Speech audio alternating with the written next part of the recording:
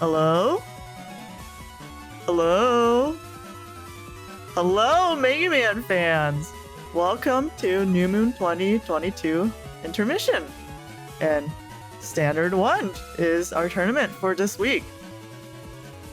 So, I forget if playerzero already explained it last week, but we looked at the schedule and there wasn't enough time to fit in a whole Blood Moon by the end of the year. So what we decided to do is to get to count up the votes for the format, which was standard, the good old vanilla one, yet again, twice in a row. So we decided that we're going to be doing 2 weeks of standard. This is the first week, and this is going to be the stream for the first week you're watching right now on stream. Why am I saying this? But also, after the second standard week, we will be hosting our very own 4.5 tournament for the first time. 2 weeks of 4.5 actually is coming. If you're not familiar with that, that is a very special patch created by Gregor Master, where you can play as any Navi in 4.5 in a really cool PvP format. It has a lot of balance changes based on 6, so yes, it is very, very, very fun indeed. Yes, and with that, I would like to introduce our casters for today's SoulXCross. Hello, SoulXCross. Well, what's going on, everybody? I am so happy to be here, and these matches are definitely going to be extra spicy today, so I'm looking forward to it. Yeah, definitely good to be back on commentary, and we've, as always, got some nice matches lined up, so definitely looking forward to it.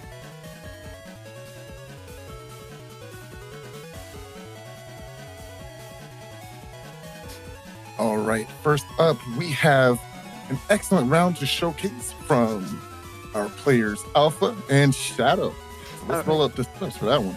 Yeah, let's get into the setups. Shoot. We are in setups for Alpha versus Shadow. All right, Science, let's see. Take it away. What do you think is definitely bringing something spicy to the table? Let's talk about it. Well, if you want to talk about bringing something spicy to the table, I mean, just look at this Shadow setup. He's got the folder pack 1 and custom 2, both bugged. He's got the poem, and he's even got the anti-damage, or as we call it, anti-magic Navi Cust program. So this is Shadow is known for using a lot of these humor builds, but this one with the custom bug level 2 is very interesting, because that means he will eventually have to use that bug fix or be stuck with 2 chips, which will of course mean giving up that emotion bug. Yeah, for sure. And that bug is going to be a little annoying for him, but I believe that he does play the bug fix in this folder. So he has the opportunity to get rid of these bugs at some point during the match. He's also playing Falzar, so there is also another opportunity to possibly go for SoulXCross in the beginning, get through his folder as much as he possibly can to find that bug fix, and then eventually get rid of it, right? The other really cool thing I love about this folder here, or this Navi test specifically, is that be left anti-magic NCP. It is so much fun. Can you explain to us what exactly that does? Yeah, it's basically like shield, except instead of putting up a shield, you use anti-damage, which it's like a I think basically about a 1 second window where if you get the block, it just throws like one of Shadow Man's shurikens. Yeah, it's a really cool. The big advantage it has over shield though is like with shield and reflect, like you can clearly see when the opponent's using it because they put up the shield, so then you know like when they're in cooldown and you can punish it. Whereas with anti-damage, there's like no animation for it, so it creates all these mind games with the opponent, 'cause they basically have to predict when you're using it. It's really, really cool NCP that you don't see quite often, and it's definitely one of my favorites. Even I don't use it as often, but it's so good, right? Being able to just at will block an attack.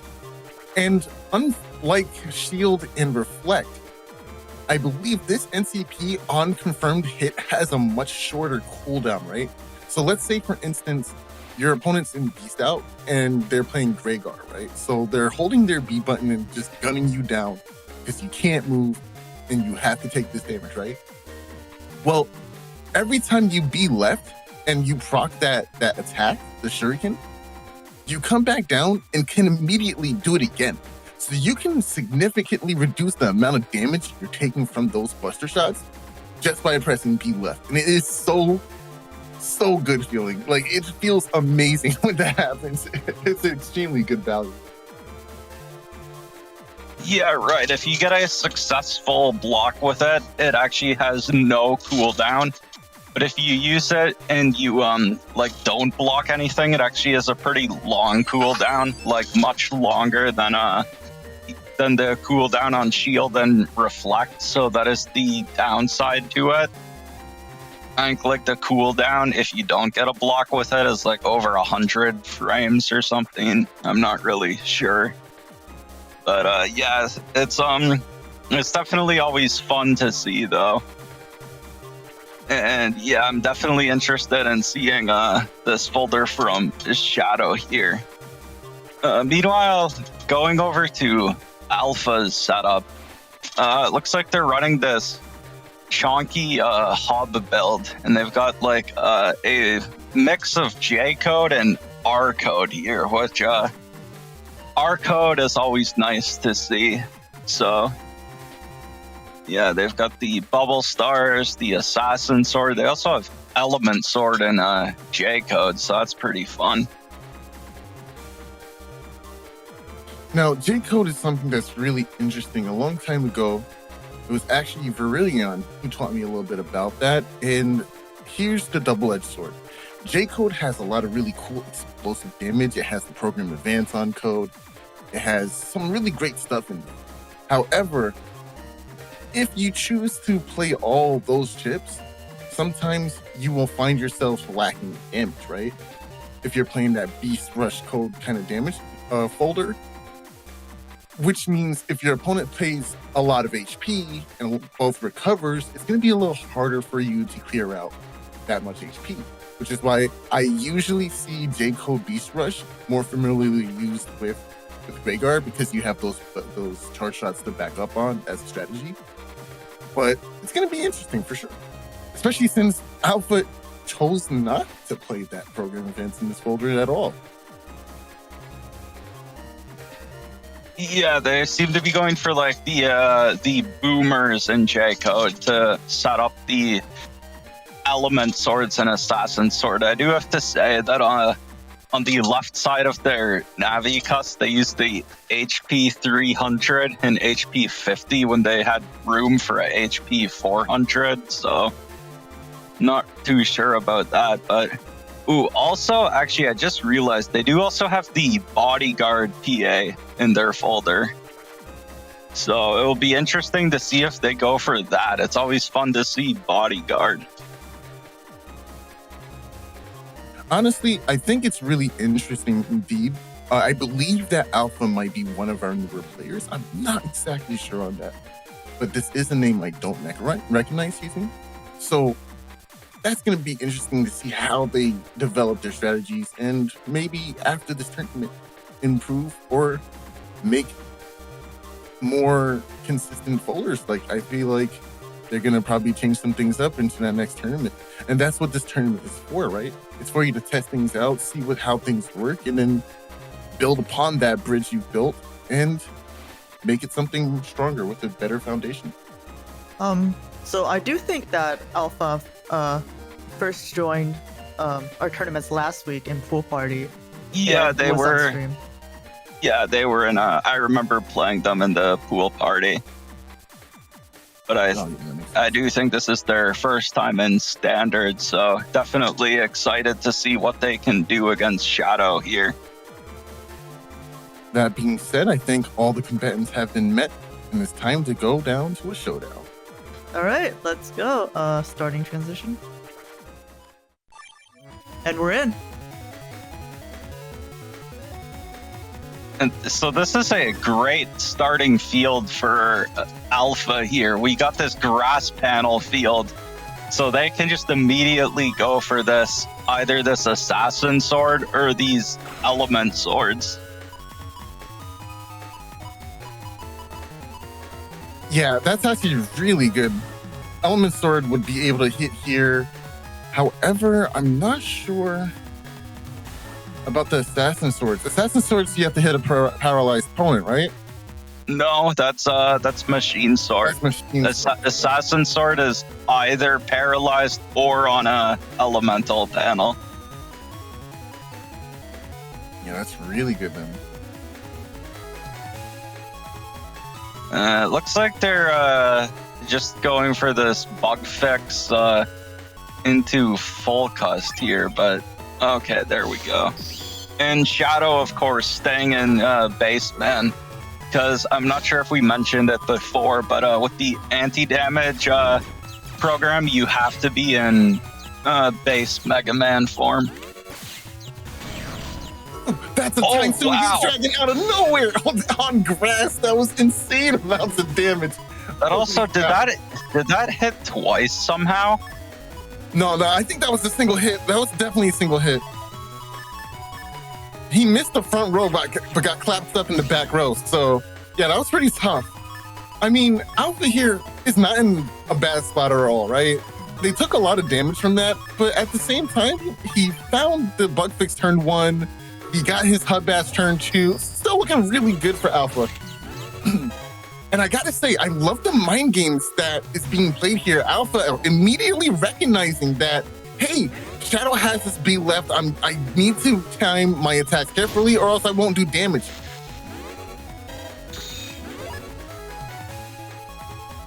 A whole turn goes by. Not much value given to Alpha in terms of damage, excuse me. But it seems like they are able to get their game plan set up. I do think they're gonna end up throwing away this. I think it was Machine Sword. No, it was Assassin Sword in the hand previous. They're using an Assassin Sword now. It was the second element sword. It was the second element sword. Oh, and a clean hit. Oh, nice. And gets the block on the roll with Inves. Just the not even at ×2 on that roll either, so Shadow not getting the extra heal. Oh, but he's gonna get the extra heal on this one with the ×2 thanks to that humor. Humor is such a valuable program. It's really interesting to check out. Yeah, being able to double the heal from roll is definitely pretty nice. Now, imagine if there were some boosters on that, like an attack plus 30. It gets really crazy with roll. You know, very low base damage, but once you start putting humor into factor, a double point, attack plus 30, I mean, a lot of attacks get really scary, but being able to hit 3 times with that on a ×2, it gets really ridiculous. They'll clear life or on a hit.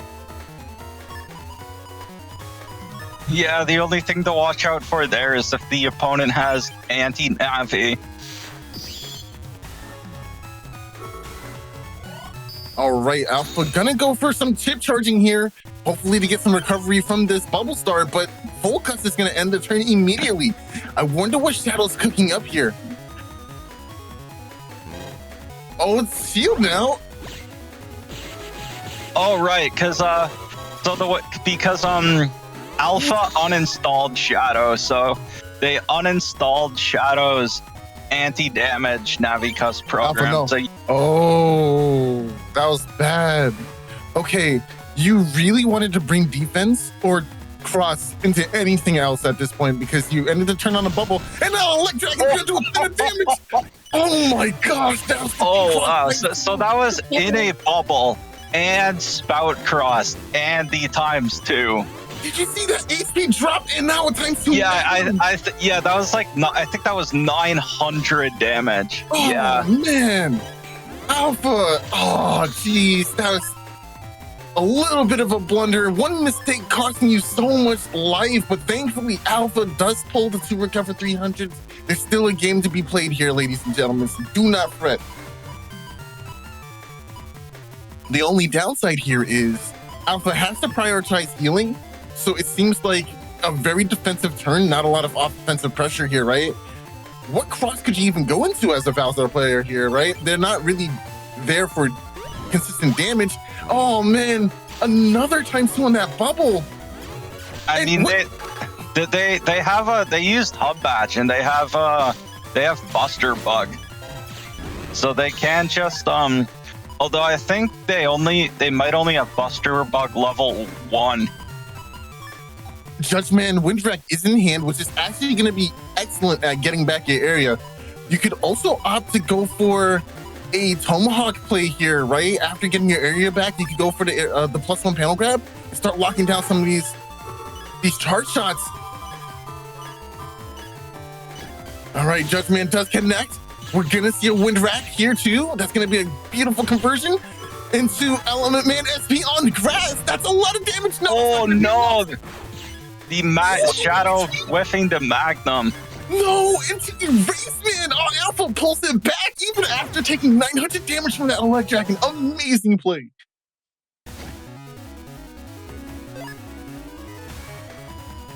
That was a perfect sequence from Alpha here. And once again, starting with a grass state. Man, that's rough. And of course, Bugfix hand turn 1. Yo, Alpha, out here. Were you taking notes when watching playerzero streams? What's going on? That's 2 games in a row.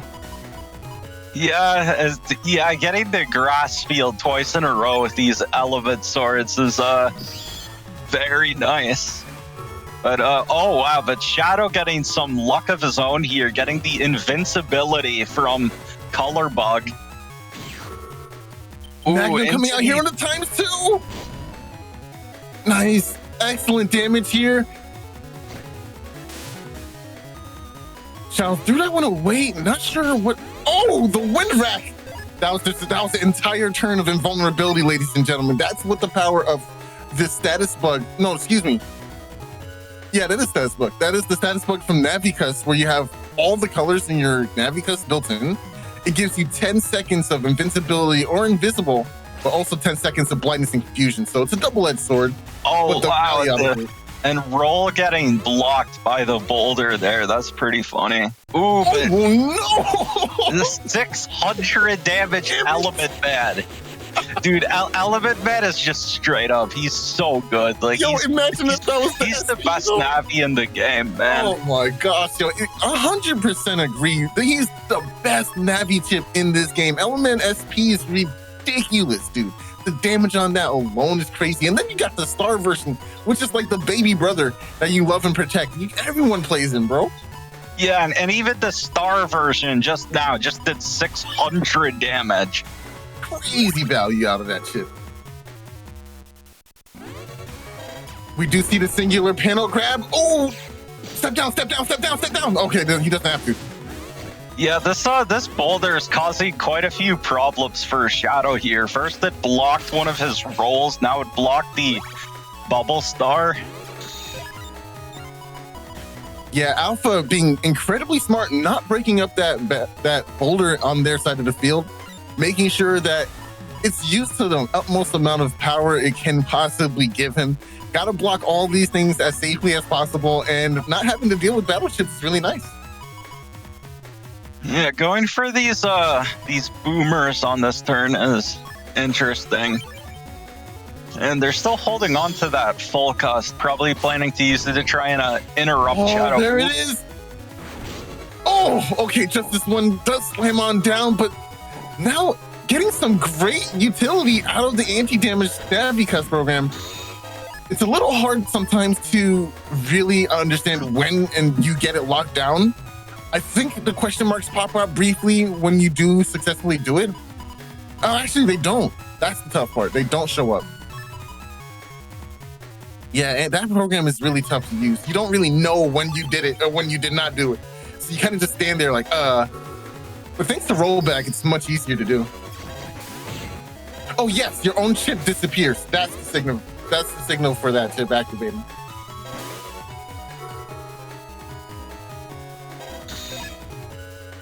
Oh, basically nothing happened that turn, but that's not much that you can do when your opponent has the life roll up. Thankfully, this Windrak did show up right on time, followed by a possible uninstall here, which I definitely agree with. Yeah, and they have popped hubs, so they don't need to worry about all these cracked panels or anything. So they're not going into Tengu here. Oh, ending the turn! That was pretty nice. Now, here's the thing. If Shadow has Magnum in hand and can time it well, you can actually decross the opponent, deal with their trap, and cancel out the Windrak all in one play. There's no guarding that without having this barrier of your own. Alpha might actually just get hit with the whammy here. That's going to be so unfortunate. Is there a Magnum? Oh, he was a little too slow, but does he get it? Does he get it? He got it. Oh, no. Okay, he got the life roll. Oh, that was scary. That was so scary, yo. Nice. Gets the uninstall here. Okay, Alpha still down on HP, but now we have Buster Bug online. Yeah, it is only Buster Bug level 1, though, so it's only like a 6% chance or something to get a charge proc with Buster Bug level 1. And I think Shadow, he must have gone into Dust here because he wants to find his own hub and also bug fix to get rid of that nasty custom bug. Okay, Alpha going for this area grab with Aqua Cross here. Maybe wanting recovery? I'm not sure about this play. It's really tough, right? Honestly, your opponent is playing Elect Dragons and also Dull Thunder. So I don't really like the idea of going into this cross unless I know all of them are gone. But at the same time, do you really need a cross right now? None of your battleships require you to have a cross in play. So don't ever feel like you have to do something with your crosses and spend resources. That's not the case at all, right? Which is exactly why Alpha goes into just neutral baseman here in this round. Excellent play.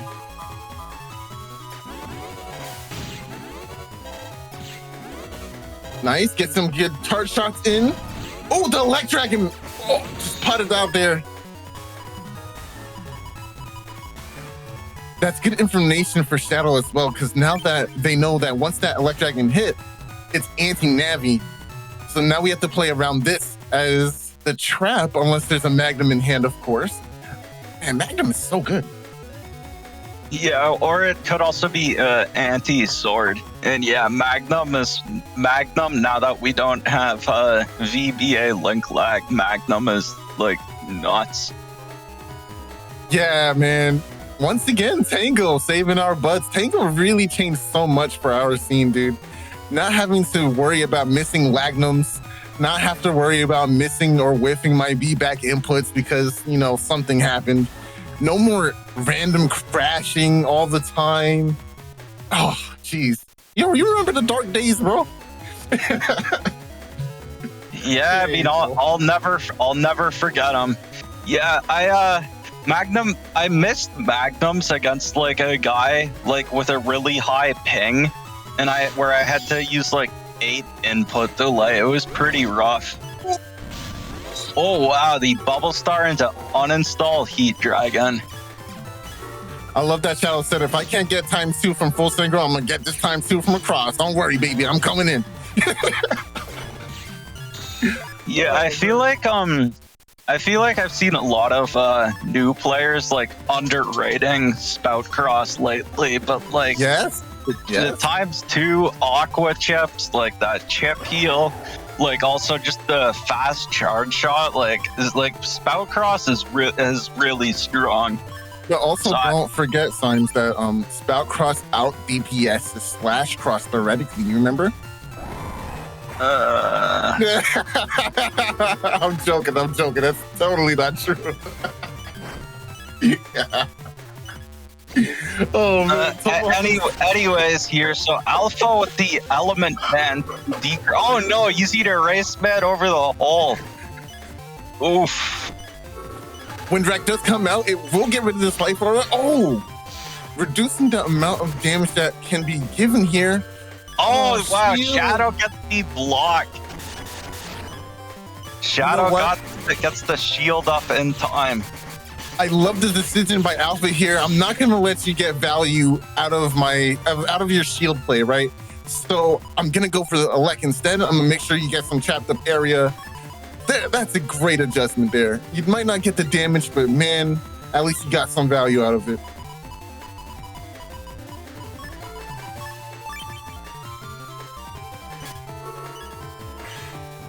Double point. Oh, this is gonna be a big one. The recovery came right on time. There's roll invisible though. Yeah, but this is still look at that heal for Shadow. Oh, what a tough fight this is. Invisible going down at end of turn. Only 3 chips left in the folder. Sheesh. Okay. Yeah, I think you have to just try and beast sword this assassin's. You have to beast charge this assassin sword, but which is exactly why I wouldn't have gone for spout beast here. Yeah, obviously, I think ground would have been better for this. Oh, should have waited just a little bit more. And there it is, the spout beast charge curse. We'll see if it comes into play here. Okay, at least going to Tengu, right? Because Tengu would have been decent enough. For ground? beast charge, yeah, I'm not sure about going ground here, because like with the Buster Bug only at level 1, it would probably be better to just like use base man charge shots. Yeah. And like also like since they had oh wait no, Shadow uninstalled them. Did Shadow uninstall? Oh, he did. Oh boy. Oh wow. Oh boy. Oh no. Nah, there's no trick like that. It's whoever goes first, bro. That's unfortunate. Oh man. We are on turn 14 though. This could be going to a potential damage judge. Nice, and the beast over. Is it enough? Is it enough though? And Shadow, I guess Shadow never did use Beast out, so he's actually gonna have to just try and avoid the Beast over this turn. He's doing an excellent job at it. Excellent movement, Shadow. Oh, got killed up a little bit here. Woo! Yeah, damn it.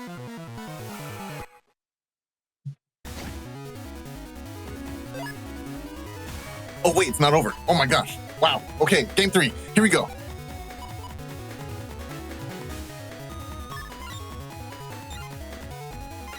And again, the turn 1 bug fix, but this time only this partial ice field, so Shadow will be safe on this back columns.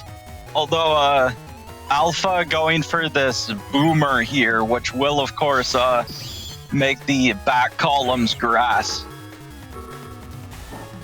Alpha does get the B left and sucks up the cubes on board. But now the question is, how long do I gotta wait for this invisible? Okay, I think Alpha doesn't know that they last the entire turn. It's about 10 seconds of time. Ah, jeez, the Magnum. Yeah, unfortunately, no ×2 on the Magnum. Otherwise, that could have been 500 damage for Shadow. We do have uninstall on the Assassin Sword though, which will hit because of this area, the way it looks. Man, Alpha is starting off with 3 good fields, all just dedicated to giving him the maximum. Nice! Oh, that was so smart. Okay, that was a mind game.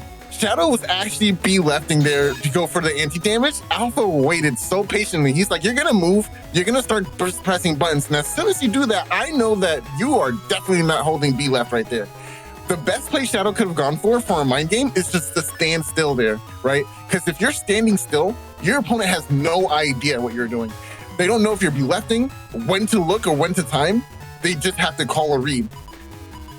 Yeah, what I like going for in those situations is actually just P-shotting a couple times and see if they block any of the P-shots. Oh, okay. Don't thunder combination. Wow. Oh, this elements are time. Oh, that's damage, boy. Yo, that's so good. Yeah, that ×2 element sword from the anger, 440 damage. Yeah. The one thing I thought about doing with element swords before was using them with Beast Over. Because that would also be good, yeah. Because that would also make them do that ×2 damage. But yeah, getting that with the anger there. So we now see Alpha with about a 700 HP lead. But we'll see if Shadow can get like one of these huge humor rolls or something, which could basically completely flip the situation. Ooh, going for dust here. I like the dust play, but the full cust is gonna just immediately bring that to an end, going right into the next turn. I really like the way full cust functions in this game. It's kind of like a nice way to escape a turn after using a big Giga or a big Mega Chip turn that's out of code for your rest of your folder. A good way to check if your opponent beast out or trying to burn a beast out turn. It's just a really solid chip. Could you imagine if you had 2 full custom format? Like, that'd be weird. I do not want to imagine that. So no. You want to deal with multiple full custs, you should play BN2. Shadow getting the big Invis DFC there. So that Element Man SP on grass would have been real bad. Ooh, and getting the Magnum here. Oh, and there is a lock here, so now Alpha is kind of forced to camp this center until either the other 2 panels return to normal or go into Tengu to guarantee you're not locked into one slide here, or beast out. Either is fine. It's a tough call either way. Either way, you're going to be like a sitting duck if you don't. Yeah, or they could have just used Hub. But, ooh, both players going into Spout Cross here. We're about to see some Spout Cross. Oh, and Shadow getting the dodge on the Bubble Star.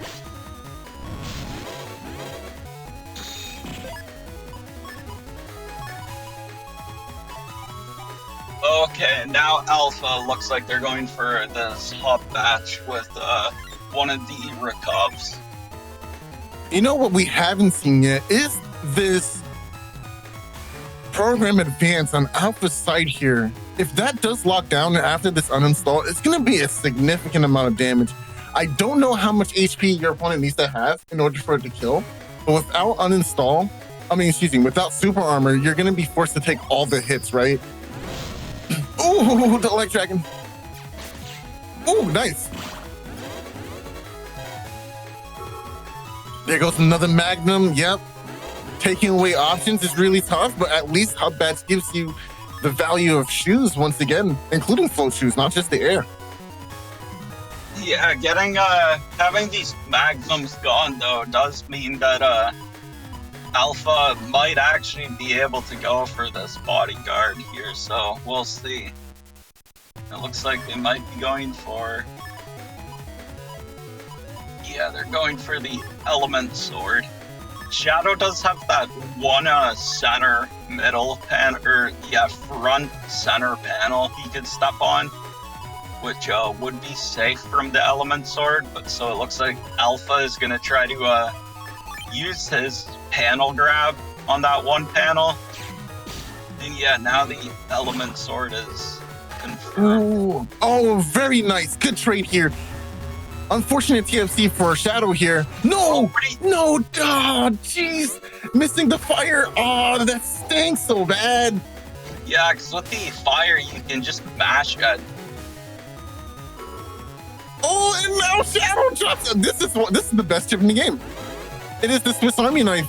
Like, that's so good, bro. Oh, that stinks. Now, I do think Alpha at least still has Tengu here, so they can go into Tengu, and yeah, going right into Tengu to deal with Shadow's Life Aura. And they've got a few different options here. And yeah, it looks like they're going for the Element Sword. All right. Tengu is going to have to come down here. Going to go ahead and get rid of that pesky Life Aura once and for all. Just this one almost stepped back. I seen it. I know it was felt. Did they, I think they missed the Element Sword. Yeah. Shadow went and camped all the way forward onto a cracked panel. So that's not the panel type that you need to get that confirmed hit. So unfortunately it did whiff. And I see Alpha actually just slowly waiting, finding the pieces to the puzzle, hoping to lock down this bodyguard program advance. I think that's their ace in the hole. Erase Man will come down here. They needed to save the Erase Man to use. Oh, okay, the Element Sword may have been interrupted by Justice. Both players void. That's a lot of HP. Oh, that's a lot of damage. Judgment into the... Oh, he's not even going to need the program advance. Okay, what does Shadow have with his double point? Oh, it's a roll of his own. How much HP? But, without the humor proc, that's not enough. Oh, but it's fine because you got the second meteor, bro. And just like that, the game is almost balanced out. There it is. The program advance is in hand. Oh, this is going to be tricky. Oh, this is going to be so tricky. Beast out here. Interesting.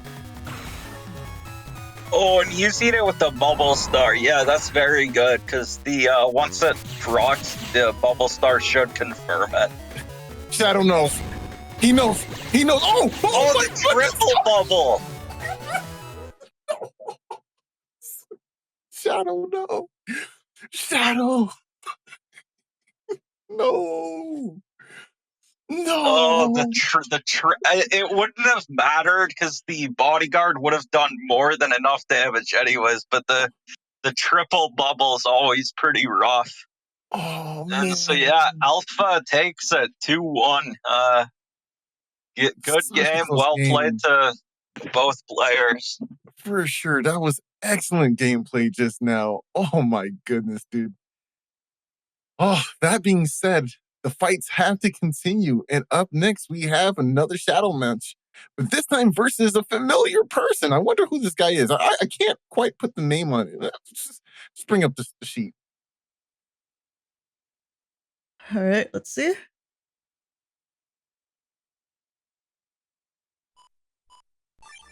We are in setups for Shadow versus SoulXCross. All right, we just saw Shadow here, man. And Shadow's folder is looking pristine. Definitely has a few games under his belt at this point. Understands the flow of the folder. And honestly, I'm really excited to see like how he pushes the envelope in this next match.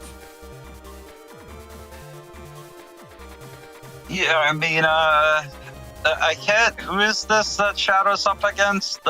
They seem kind I think he's a new player or something. I don't know. Yeah, something like a Snake X Cross or something. Oh, is that the new guy? He was in chat talking about how much he loves Snake Man. That's right, dude. I remember. Yeah, he's okay. It's a little weird though. Yeah, I mean, Snake Man's definitely one of my favorite Navis in BN too. So this Snake X Cross guy definitely has better taste than like someone who likes Bass or something. Speaking of Bass, like he's actually using that Giga, and we all know that's not one of the better Gigas in Gregar. So obviously they're new. They're just playing their favorite Navi or something like that. I mean, okay, to be serious for a second here, base is actually a pretty good Giga in Gregar. I definitely put base above like Delta Ray, Big Hook, and BRS most of the time. And it looks like they've also got humor. And so base with humor can be a lot of damage, although no attack plus 30 to use with the humor base is interesting. Yeah, it was a tough call to build this folder. First of all, I built it really last minute, right? I had begged our Lord and Savior Sal, and last minute, because I saw the announcement while I was at work, and I was just like, no, wait, I want to play, right? So in the middle of building this folder, right after work, I'm tired, delirious, and somehow not feeling very coherent, but here I am building this folder. And I was in the middle of making chunk, and I accidentally put an HP 300 on the top instead of the like 500 or something. And then I was like, wait a minute, that's a peculiar shape up there. And I went and grabbed humor and dropped it there. And I was just like, wait a minute, this is kind of big brain right now. Hold on, like I think I can do something with this, right? And that's actually how this cuss came to be. I was tired as heck. And I was like, I think I can do something with this. And I think it's really, yeah. Honestly, Yeah, actually, I DM'd you about it. Yeah, you did. You're like, tell me that I'm insane for using this. And I'm like, that's kind of interesting, Soul. You might be a genius. So yeah, the idea is to use the humor actually and trying to get into a good momentum early game. Obviously, it all depends on the procs, right? You have to hit humor to get value out of it. But as a Greygard player, it allows you the ambiguity to choose across turn one or to stay base man. It really frees up your options instead of putting yourself into a position of having to take a weakness, especially if you're looking at open setups, right? If I see my opponent has reg static, and one of the best plays is to go erase cross versus your opponent because they're dust stigma, then at least you have humor here to mix up your opening and actually try to like fit in some big damages wherever you can, right? And that's kind of where this cuss came into play, right? It's actually really interesting. I think it's pretty solid. I think in the future I'm going to be using it a little bit more. The folder itself, using F code as a base with B code as a backup, is really interesting too, because once you get the humor proc on the Magnum, or once you get the machine gun on the Magnum, on a humor proc, right? It elevates the damage, but also denies two forms of defense, especially since your opponent has to go for rush, because a Magnum ×2 breaks the life aura, or it takes away the anti-damage. So it's really interesting to see how it works here. Yeah, you've got like the BFF folder. Oh my gosh. This is a tribute to base, my BFF. Don't you mean Snake Man, your BFF? All right, I think we've met the combatants. Let's go ahead and roll the clip. I mean, but no, yeah, being able to stay in base, man, as Gregar is definitely very strong. Yeah, and especially since there's also the Buster Bug level 3 here, right? I didn't realize I had level 3 until I spoke to PEC, and I was like, wait a minute, this is a level 3 Buster Bug, so this is actually really amazing, or a lot better than I originally thought, right? I don't particularly love the HP Bug level 3, but it's literally impossible to not have it unless you want a reduced Buster Bug. So it was a tough call for sure. Yeah, and I think with that we're about ready to see it in action.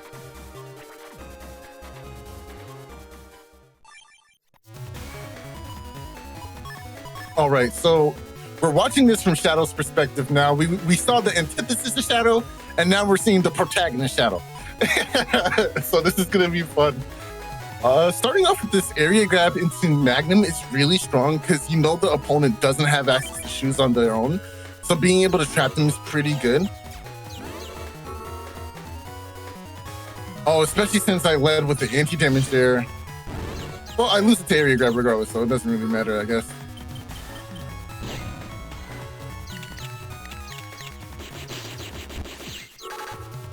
Ooh, nice use of the anti-damage here. Tomahawk Man also gonna do some good damage here.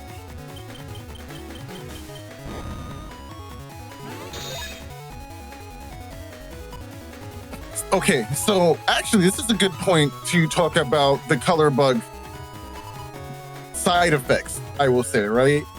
I started with blindness for 10 seconds. The entirety of the first match, or the first round, excuse me, I had blindness, right? Or you could also have confused, where Shadow had confused and started off with confused here. So it is a double-edged sword there.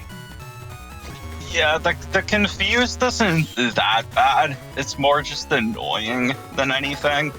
But the 10-second blind can be pretty rough to deal with. And so it is, I'm not sure if we mentioned this before, but the thing about color bug is the other 3 effects you can still get when you use a cross. Like, if you go for a cross, you can still get the confused, blind, or invisible. But the invincibility you will actually lose if you go into a cross. So that's why color bug is definitely a lot stronger for these builds that like go for base man.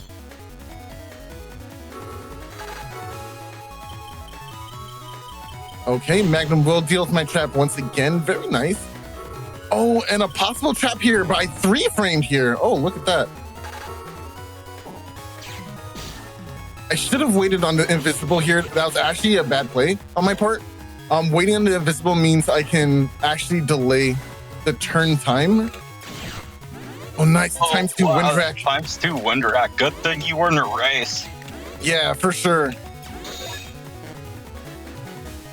That would have been a lot of damage. Oh, jeez.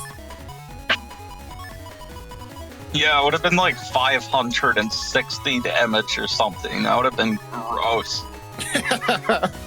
Yeah, that is a lot of damage. I definitely never want to see something like that. Oh, but he could be going for this 400 damage bubble star here. Oh no, he misses the he had the full synchro to use with the roll, but oh wow, this base. Yeah, base will drop here. It's not going to do a whole lot of damage. It's about 480, which is decent. I mean, about 500 is not bad for a Giga. Yeah, definitely. Ooh, and both players now here back in base man with the humor bug in effect. But it seems like you had no other chips to use with it this turn.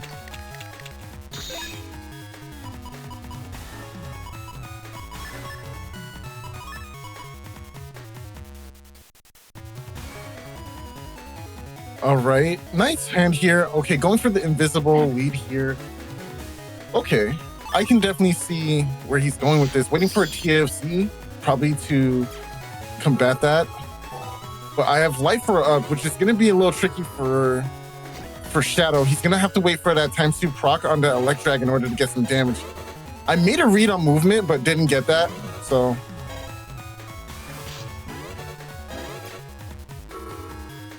Okay, ×2's Electragon gets it. Very nice, very nice. And the ×2 Magnum as well. Yeah, and so Soul is actually already down below 100 HP here. Because Shadow is suddenly just pulling out all these humor procs. But as we can see, Shadow is down to just 4 chips. This cust bug is starting to take its toll. Also, going into Erase Cross was another reason why you wanted to...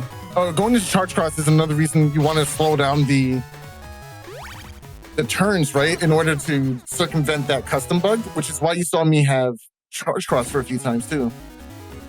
Yeah, Shadow got a lot of ×2 procs during our match. It was kind of crazy, I'm not gonna lie to you.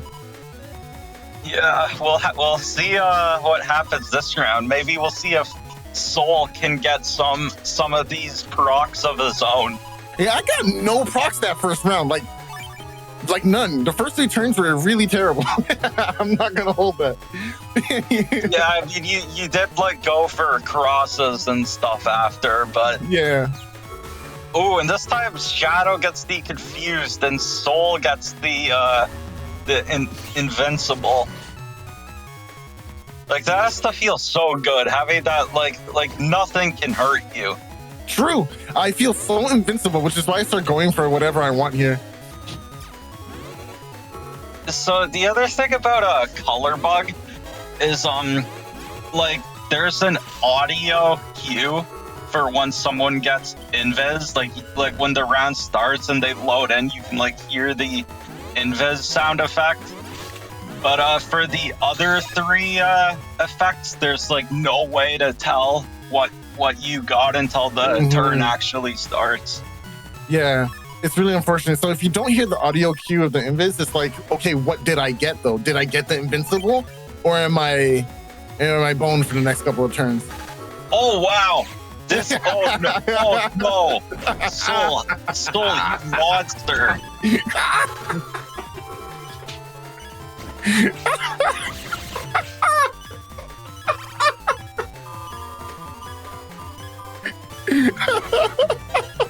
This man really just got the 1,000 damage blast, man, and he got the double hit on bubble to break out.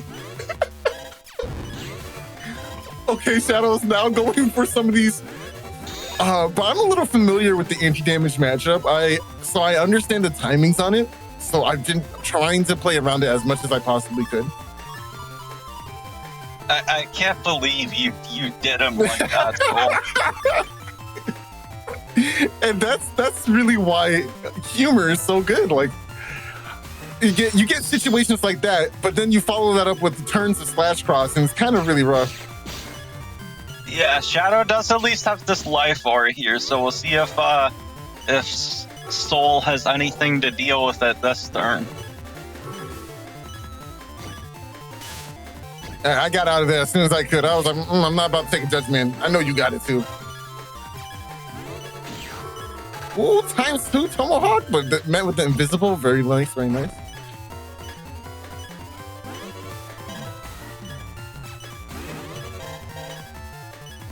There's literally nothing I could do here. It was a really good turn to bring life aura.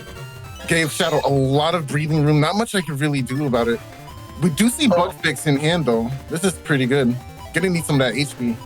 He has, I'm surprised he's not going for the double point roll here, especially at only 138 HP. If he gets the double point roll with one of those humor procs, that could have restored like most of his HP. Very nice. Oh, and the machine gun with a race finishes it off. And there we go, game 3. It's not over yet. That was a pretty brutal round for Shadow with that blast, man. Soul really channeling his inner Marvino with that blast, man.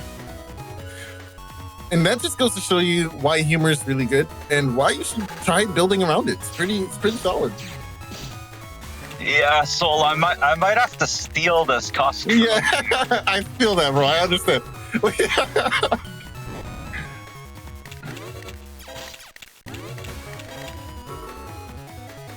All right, Rush. This is the one thing that I don't like about Rush. I feel like extra HP or something, like maybe another cuss would have been really good here. And I only feel that way because when your opponent knows how to play around it, it's not quite as powerful, right? But they do, it does force them to have to play around it, which is what we're literally looking for, I guess, right? Yeah, Rush is also definitely pretty nice for Gregor when you have Q-Force. Base doesn't get as much value out of the Rush because they can just try to TFC Invis anyways. Yeah, I am considering on dropping it. Oh, wow. No, not this time. Soul went for it again, but Shadow had the Invis this time. Yeah, he wasn't having it. Not at all. Mm-mm. Yeah, he was good on all that. Oh, man. Now we have a real game, an honest game here, an honest game. Yeah, Shadow's like, no one hits me with the ×2 blast man on grass twice in a row. Is it 1250 damage if your opponent has Tomahawk on grass? It would be 1500. It'll be 1500. Okay. And now Soul going for this erase here. Ooh, if he just stepped forward to use the judgment, that could have. I wanted to, but I missed input. There goes uninstall. Ooh, interesting. Oh, wow. The Magnum had the white pill on it into this machine gun. Which, yeah, machine gun 3 with a race cross is like ridiculous. Like, if you get them in the middle, it does 400 damage. I really want to showcase that moment too, because what happened there was Shadow went for the bubble. I got the bubble, right? But he let it time out a little bit before going for that P-Dragon. If he hadn't, I would have been able to get the full combo on my Magnum machine gun there. So that's why you don't want to rush out your chips and let the time run out a little bit, right? That was the perfect moment to showcase. Yeah, I think Shadow was probably also hoping that, like, he could have maybe got one of those. Oh, wow. Wow, that actually. Into it. Mm-hmm. You stepped down, so it broke the life ore, and then you stepped down and got hit by it, too. That's rough. Yeah, that one was rough. I was not happy about that. I mean, at least didn't do 900 damage to you like it did to poor Alpha. So true, so true. Poor Alpha. I mean, Alpha still ended up winning, so. Oh, wow, okay, this. Yeah, I got out of there. I should have went to break that other panel. That's what I should have done. Oh, yeah, because I would have actually denied the Judge Man from returning his area. Yeah. I didn't think about that. So are you gonna... it looks like Soul might... Okay, he just had another Magnum. And Shadow gets the block. So does Soul have anything to Beast Charge here? It doesn't look like it. Oh man, it's getting close. But ending the turn on a anger is not a good look. Yeah, if you don't have anything to block these rolls, this could be it. Mm-hmm. I actually don't remember what happened. Oh, he has the trap, but this is still gonna be a big heal for Shadow here. A massive heal. Oh, he beat Lex at the time too. Oh, that's so good. Oh wow, Soul had even more defense here. But that one, thankfully for Soul, only had the ×1, but that's still. Ooh. Okay. Does Soul have base here? If he has base, that would be enough. Oh, it doesn't look like it. This could be it. Oh, wow. I should have never stepped forward. That was such a mistake. Ah! GG's. It was such a good game. Such a good game. Yeah, the fact that because Shadow healed like almost 500 HP that last turn from the humor roll 3 and the roll 2, and then you still almost brought it back. So yeah, that was a very close match and well played by both players. Yeah, for sure. But at least you see the value of humor going into the first few turns and then being able to just turn back into a Greyguard build. It's really cool. It's actually quite flexible. Provided you draw bug fix at a decent time.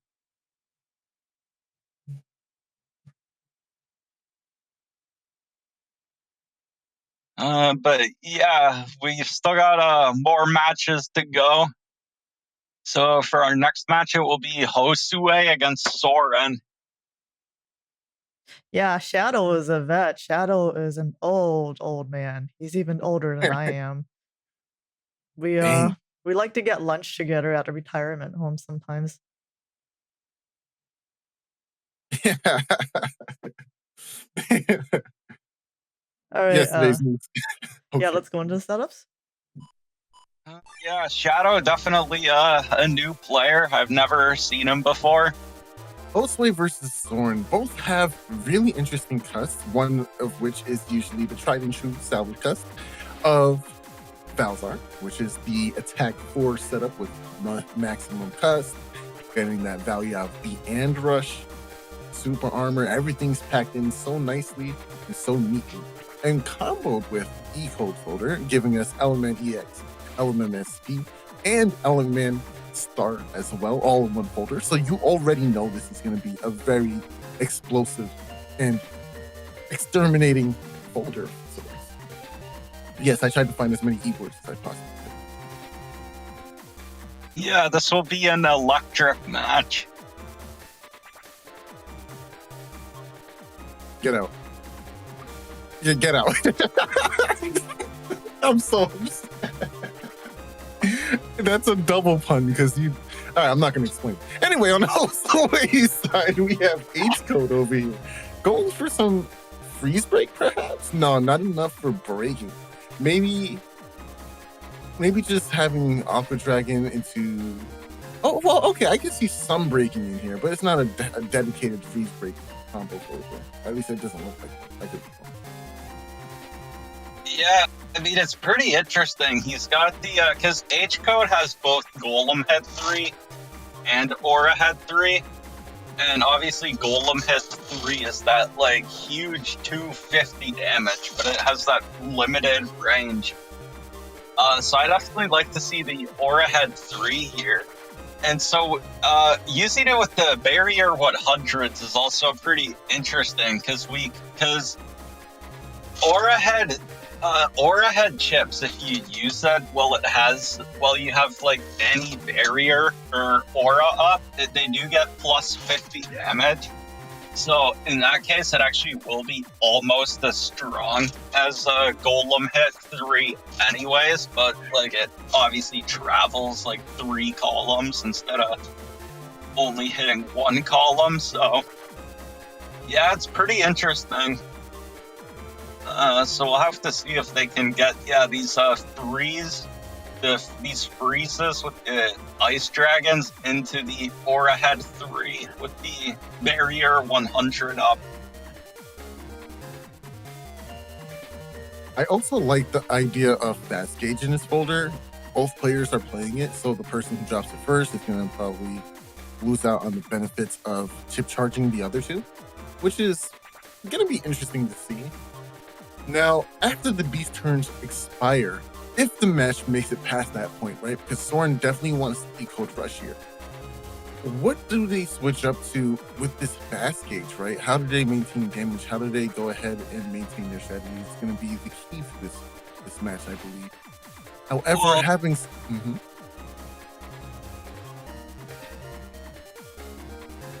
yeah, they do have these 3 area grabs here. And so even after the beast turns expire, like using their area grabs should be able to like confirm like the any remaining elect pulses. And both players here also have the encode, the Neo variable, and Meteor Knuckle. So depending on like what the Meteor Knuckle RNG decides to do that day, that can also be a huge amount of damage. All right, without further ado, I think we've covered everything. How about we hop into the match and see how it shakes out?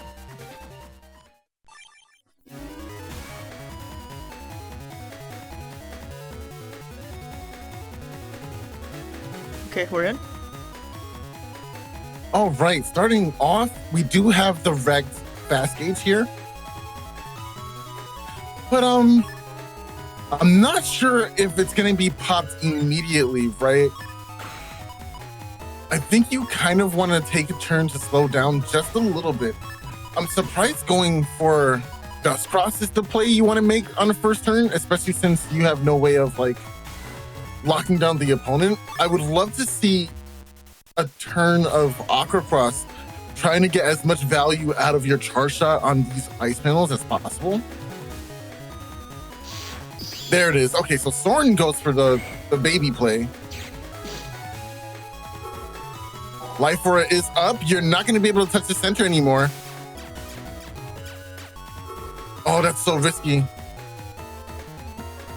Go for charge shots now. All right, there's one. Oh, very nice. Oh, wow, Josue, that was brilliant. Actually stood there to tank the first bubble star hit to break the shield. Gets rid of the ice panel underneath, but now when you go up to get the second one, you're in my line of sight for this holder. I'm going to clear your life aura. You're not going to be able to freeze me, and I can continue my momentum into the next turn with Dust Frost. That was really nice. Yeah, definitely. I think Soren... Oh, wow. Okay, Soren loses out on the area grab here, but I think that's fine because you denied Judgment here. But Josue does have an area grab on Meteor Knuckle turn 2. Okay, four heads. That's not too bad. Ooh, and the Wow. Where's playerzero? It's playerzero in chat. This is for you. That was a lot of damage. 620 damage in one turn, just like that. Off of a full area corner shot Meteor Knuckle? That's pretty good. Salad in Twitch chat. It would have been 7 hits if it was playerzero. So true, Salad. It would have been some... Okay, so here it is. It's the Barrier 100 with the Aura Head. Oh, step forward. Oh, nice. Oh, that was so much damage averted. Oh, and the break. Nice, but no barrier up, so you don't get the extra 50 points. But that was so good. Oh my God. We have a play here.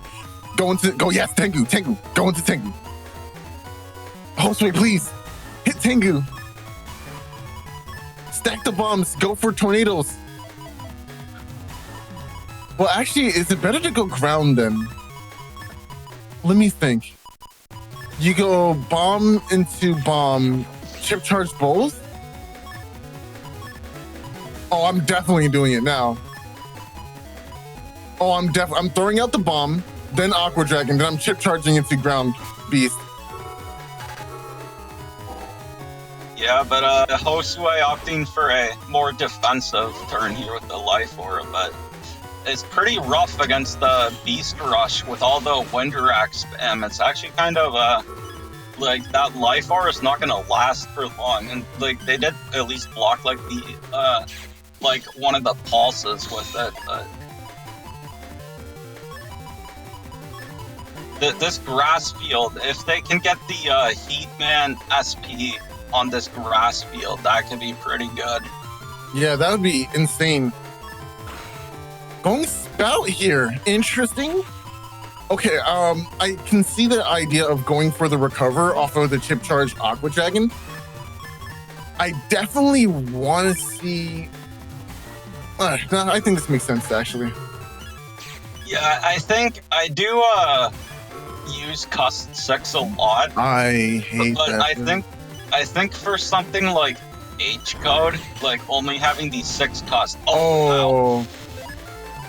Like only having this 6 Cust with H code feels a little bit rough because like H code is pretty combo heavy. But yeah, it will be pretty rough unless they pull out some like ridiculous playerzero 12-hit Meteor Knuckle. It will be pretty tough to bring this back. Oh, that was such a lucky heat. Oh, you caught it too. Very nice. Oh, going for the recovery here. Oh, and they had the anti-damage. The benefits here is that you trap the opponent though, and you can get some nice recovery. Oh, it's not over yet. 2 HP and a dream. Yeah, it is. So the obviously, like in BN 3 and 4, like undershirt and wood body on grass panels was broken. Because like you are almost impossible to kill, and then in 5 and 6 they changed it so like you recover much slower at a HP. But yeah, we'll see if how well Josue's at. Oh, this was a good call. Whoa, no! Oh! The walk forward. If only that would have been a big turn. Yeah, that was a pretty unfortunate end to that round for Josue. Oh man, really nice conversion on Soren's end. Could have also go for the B left and then caught the opponent that way. So it wasn't like, it wasn't guaranteed that Josue was going to be able to escape that turn. But man, that was rough.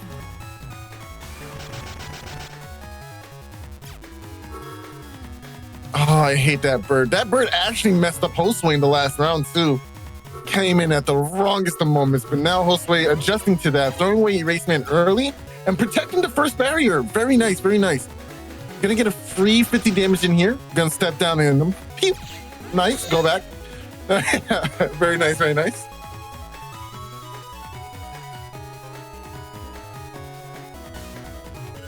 You still have an aura up, but there's no...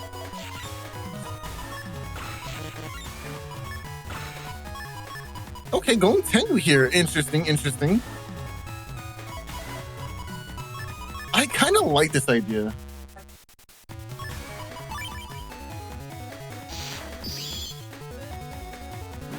All right, goes for the suck up. Immediately throws out those boulders there. Element SP. Yeah, that just hurts. They do at least have their life aura here now, but doesn't drop the life aura. Are we gonna throw away life aura here? I mean, okay. against Beast Rush, where they've got like all these wind racks, like you're not usually gonna get a whole lot out of life aura anyways. But yeah, it looks like Josue is keeping it here. The best play for Josue is to not drop the life aura as they're holding it. Wait for the beast out turns, right? And wait for the Elexor conversions. And then you'll be able to get out of a lot of damage in that way. But now Soren knows, since that golem, since beautiful Charlie made a connection, that it's not, in fact, anti-damage. It could be anti-navi, but they don't know exactly yet. They have to test the waters first. Yeah, it is pretty rough though, because these last few turns, Josue has just been holding their life aura. Meanwhile, Soren's been been able to cycle through probably most of their folder by now with dust. Yeah, okay, and Josue finally using it, and Soren using what I'm assuming is just an anti-damage. Which would block this flash bomb, so that's kind of rough.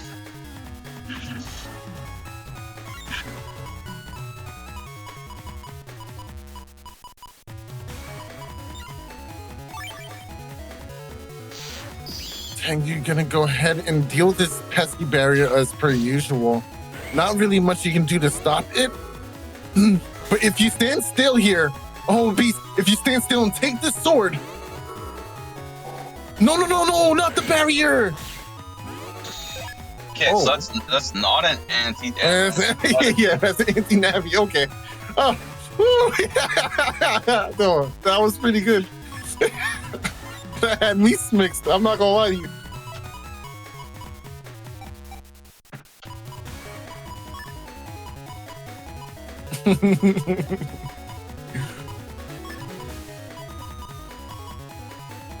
No area grabs in the hand, so you can't like pull them forward and like area grab and then go for knuckles.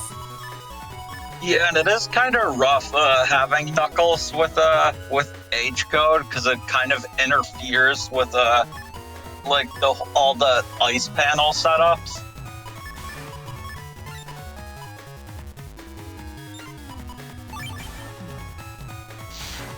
All right, here comes Tomahawk. Interesting to go for.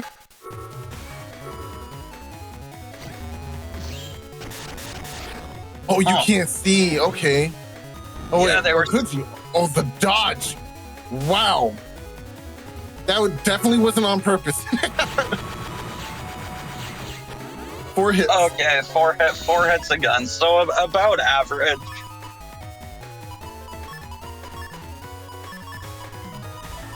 Oh, I like this hint. Oh, I like this. I like this a lot.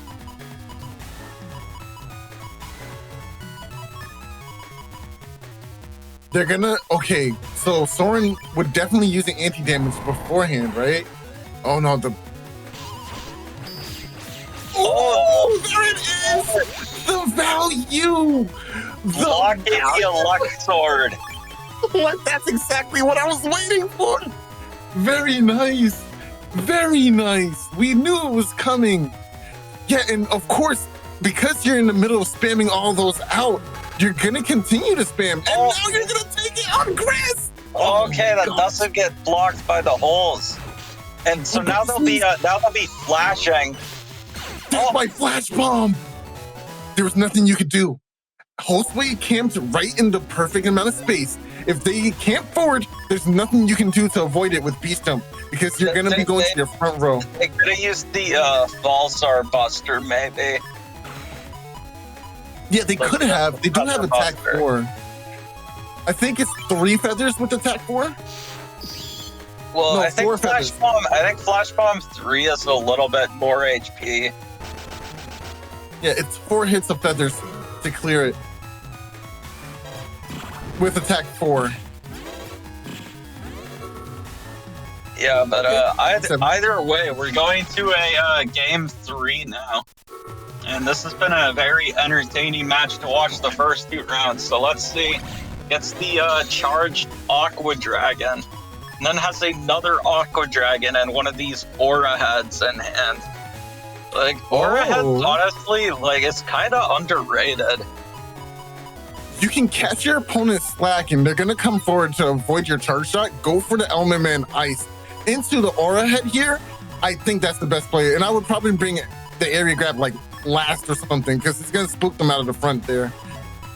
But I definitely like Element Man Ice into the Aura Head here.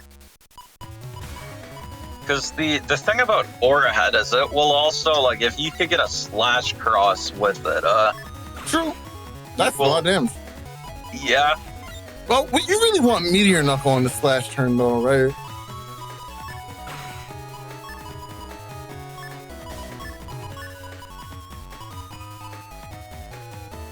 Yeah, Josue does have quite a few options for how they want to play this turn. They do have no defense though, so depending on what Soren has, this could actually be a very like high damage turn on both sides. Oh boy, going for the elect balls. Walk forward. No, he did the walk forward. It's still auto-corrected. Oh, that's so lame. Yeah, I think Josue needed to actually step back there. If they stepped back instead of stepping forward, I think they could have avoided it. Because the beast jump, the beast tries to use it from 2 columns away. I see. Okay. You can only step back to avoid it. Very interesting. Yeah, that also means that being in the back against the beast rush is horrible, because there's pretty much no way to avoid it if you're already in the back.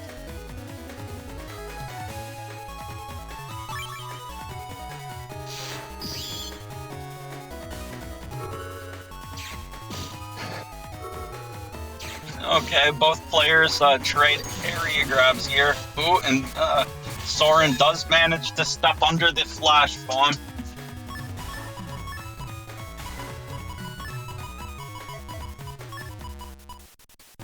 Really? Oh, okay.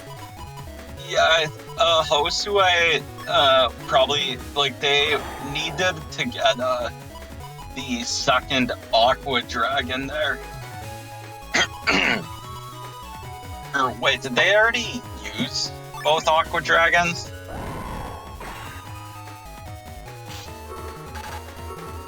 Meteor Knuckle. Gonna block 1 hit. What if it's only 200? Wow, nice. So So I think that ended up being 3 hits on the center, which is actually a little bit above average, but it's not like some egregious, like 6 hit center knuckle. Oh wow, and yeah, they're also dust shooting their meteor knuckle to the back of their folder, I guess, so they can use it with the Neo variable. I'm still waiting for the program advance to come out. Did Anti-Sword already? Well, yeah, I think Anti-Sword is in use right now. Okay, so that's not happening. Yeah, I don't think Josue has anything to really confirm the bodyguard anyways. Like, they don't have uninstall to remove super armor or like a white capsule. True.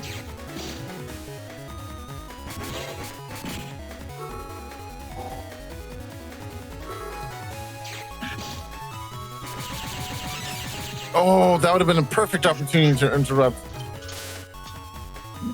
Yeah, unfortunately, just a little bit late on using the erase man there. You can get the sonic boom super fast. That's like it's just left, right, left, B. Like you can do that like almost instantly. It's not like the double life sword.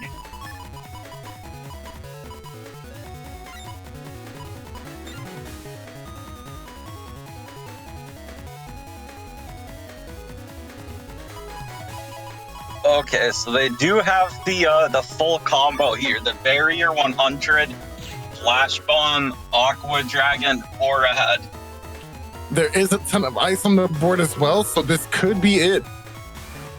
And the question is, oh no! Oh, and there it is. Head. Yeah. and at that moment, Soren knew he messed up. Like if Soren had just waited to use the invis.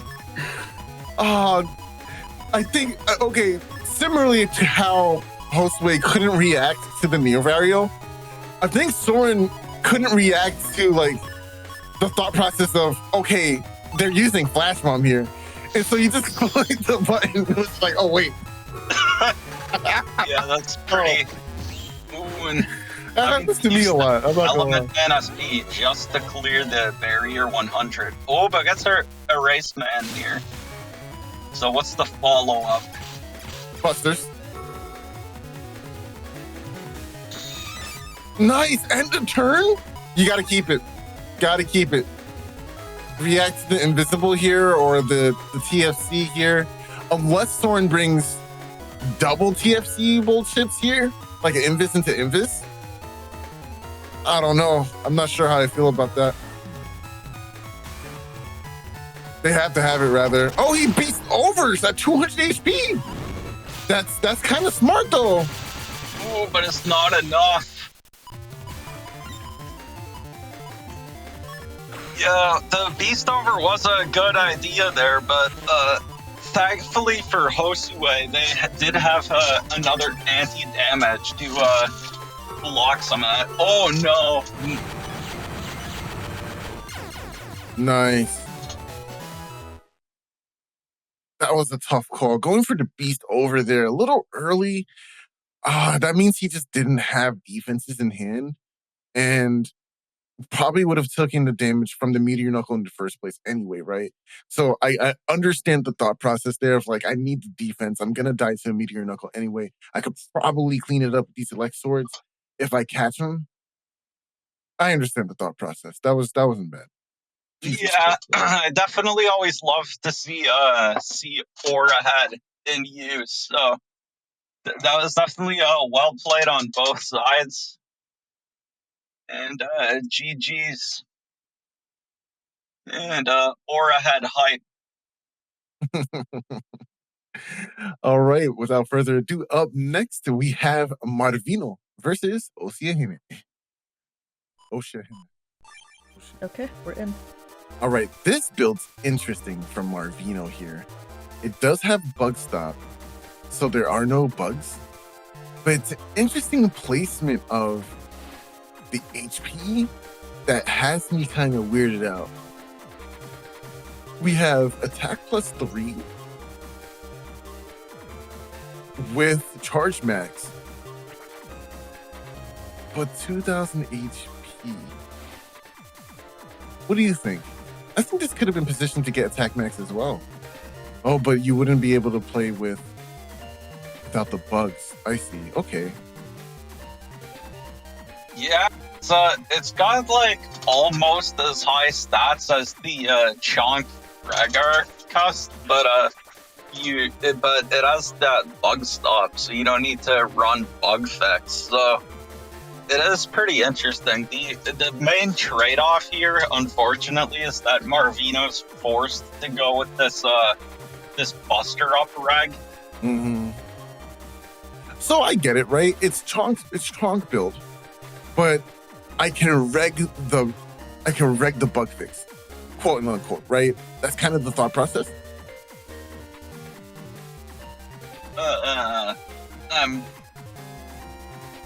I guess you don't get the Buster bug though, which is one of the nice selling factors of original Chonk. You don't have as much HP because you would miss out on 100 or 200. Other than that, they're roughly the same. You have Cust 1. Oh, you lose. It's weird. It's different, and it's actually quite interesting. I like it. Yeah, if there's just only a way to get like I wonder if it would have been worth it maybe to go to like 1900 HP and get the attack max and then not have to I guess that is the question, is how much is the folder space of that Buster Up worth? Especially since you have to reg it, so that means you don't have like a slow gauge or wind rack reg. The folder here for Marvino is also they are a fellow fish enthusiast. Indeed. It's quite interesting that they went with 2 magnums instead of the 3. I've been thinking about running that, so I'm actually kind of happy to see it in practice here, and I want to see if I actually like it myself. But usually, you kind of want to go all in with those chips. That they're the selling point of F, in my opinion, is the Magnum and the Machine Gun 3 in one folder, right? Alongside base, because you take away all the defenses, at least all the anti-damages, and you play through most of the other defenses before base gets played, usually, right? So it's really interesting to see how it works out here. And of course, we both played Protoman SP and Blastman SP, acknowledging that you need some really good, strong Navi chips in the folder as well, preferably both on one code. The alternative here being, I believe, T-Bros, which would be Tomahawk Man SP and Tengu Man SP, which is also really strong, by the way. And it actually gives you better leverage against Gregor matchups. But instead, you see these here. I only go for the Protoman SP, Blastman SP personally myself because it has Banish on code. But Marvino here opted for Grab Defense and Sanctuary instead. And instead of the white capsules, we see Flash Bombs. And of course, it's reflected in here, so it's quite different. But it's really interesting. I love this build.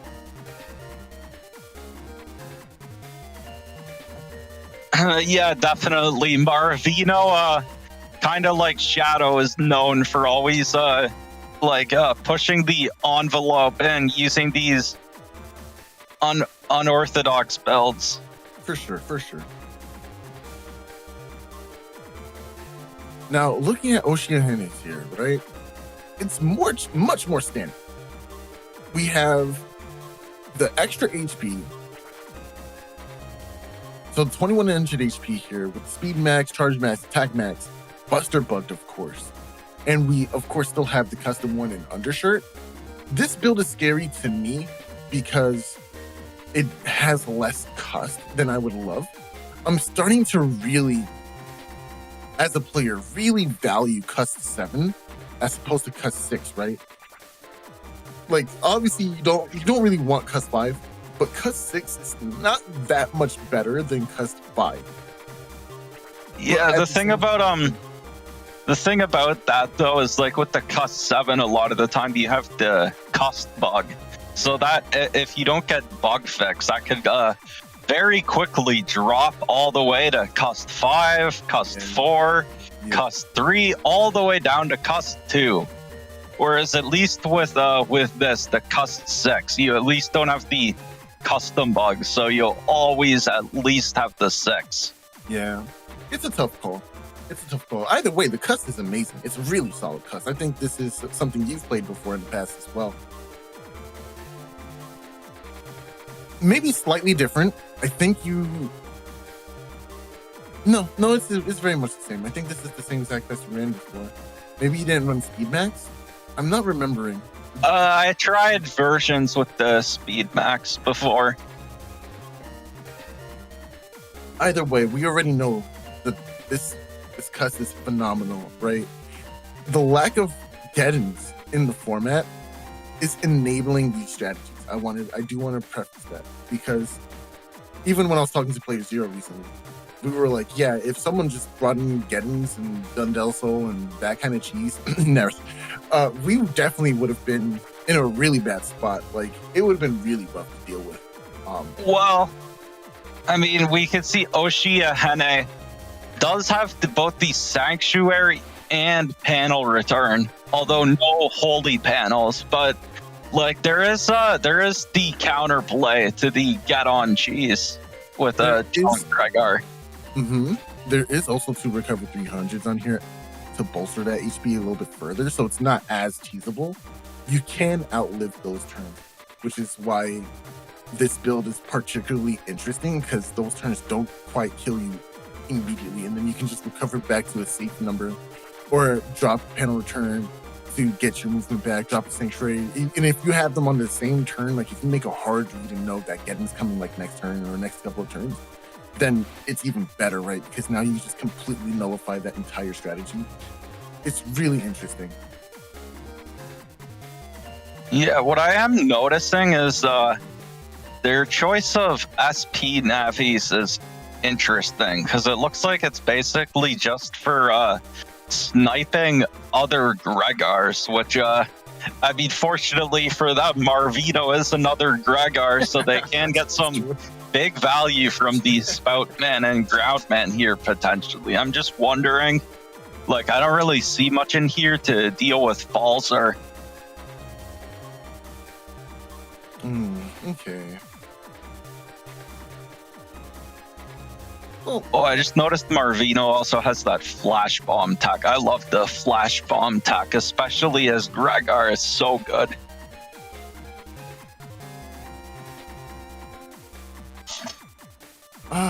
Honestly, there's not much we can really go into. I think the folder here from osiahene is also very standard for this build specifically too.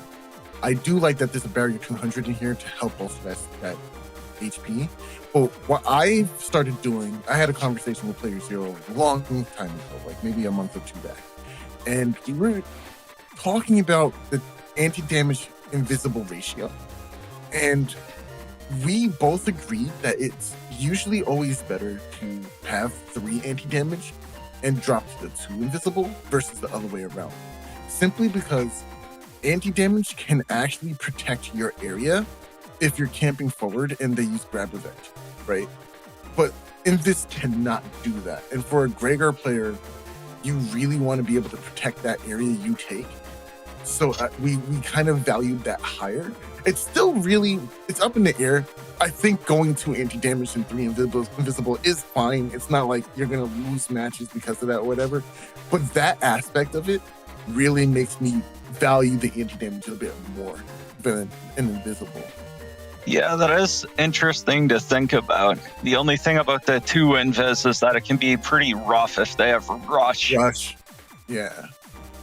I mean, you're dropping down defenses at that point anyway, right? And it's like, okay, you've already committed to dropping down. Then that means, is it better to have this versus that, right? And it's never going to be a solvable answer because there's going to be uses for both. But like, if you are to, like, which one do you rather and which situation are you playing towards more, right? In this build specifically, we have 4 area grabs. We all know that Gregar at the end of the day wants to hold their B button and slash cross you with death, like in a slow gauge turn. That's why we have 2 of those in here. So we're gonna value that anti-damage just a bit more in that situation. Yeah, I can see what you mean. It is definitely interesting to think about. I might have to experiment more with that as well. But I think with that, we can get into this Gregor versus Gregor death match. Okay, let's get Greggy. We're in? Let's get Greggy. It's Gregan time. Yeah, it's Gregan time. They're gonna Greg all over. I took damage from that. Oh, yeah, we're getting Greggy out here. I like this. I'm subscribed. I love this. This is the best community. We'll see which one of these players Gregs out the hardest. I'm leaving. I cannot. No. Hello, leaving. I hate it here. Oh.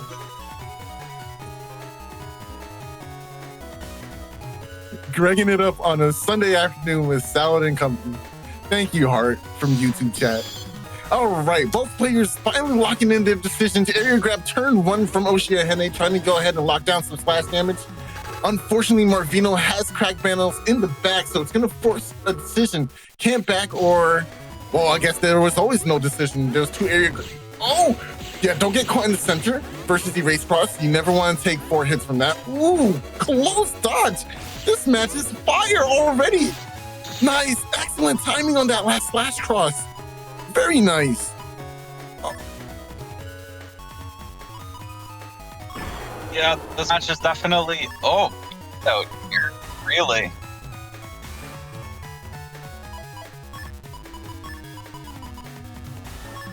This feel in slow gauge with no way to get your area back. I feel like you have to just go for the life aura and hope that that osiahene didn't bring anything to deal with the life aura this turn. I really love this aura head 3 here, because usually you don't have answers for this kind of setup, but it's very scary because you don't have a way to lock down, so it's very read based no matter what. You can wind rack here, they're gonna come back forward. All right, well, it's Marvino. He's probably. Oh no! It's tough because in erase cross you're line nuking anyway, so your opponent's naturally gonna want to not be in the same row, which is what makes that even harder to land, right? It's hard to get the aura head 3 down without having prior setup like erase man to back it up, and that's why I ended up inevitably cutting it from my build. But it's still really solid if you can get the situation to fall into your place. But unfortunately, we're playing Gregor, so we can't really line up our hands like that. And there's the anti-damage to deny that entire back row throwing area taking grab revenge.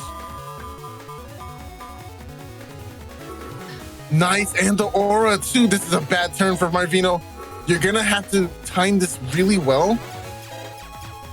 Yeah, without this invis, this turn honestly would have just been it. He would have been dead. I think thanks to that invis, he'll be able to, just make it back into cusp. But this is still a very rough situation here. The bigger problem here is that we didn't open ways to deal with aura, so it's gonna force the beast out. You're in prime position for an erase man here. So do you rush to get out this life aura, or do you wait for the erase man TFC? And if you're forced to wait for the erase man TFC, is the judge man following it? And this is the tough question. Actually, leading anti-damage here, really scary, but it turns out to be an element man instead, so that's actually not too terrible. And they step back. The buster in here. Very nice. Wow, yeah, I'm not sure why they stepped back here. definitely going to cost them. Now they're going to have to play the mind game here. Oh, they don't move. They just take it. That looked really funny, mashing B. It does look a little funny, I'm not gonna lie.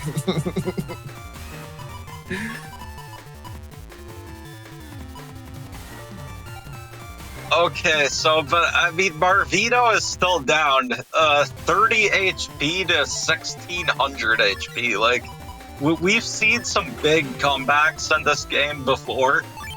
Like, BN6 does have huge comeback potential, but this would be, this is a rough,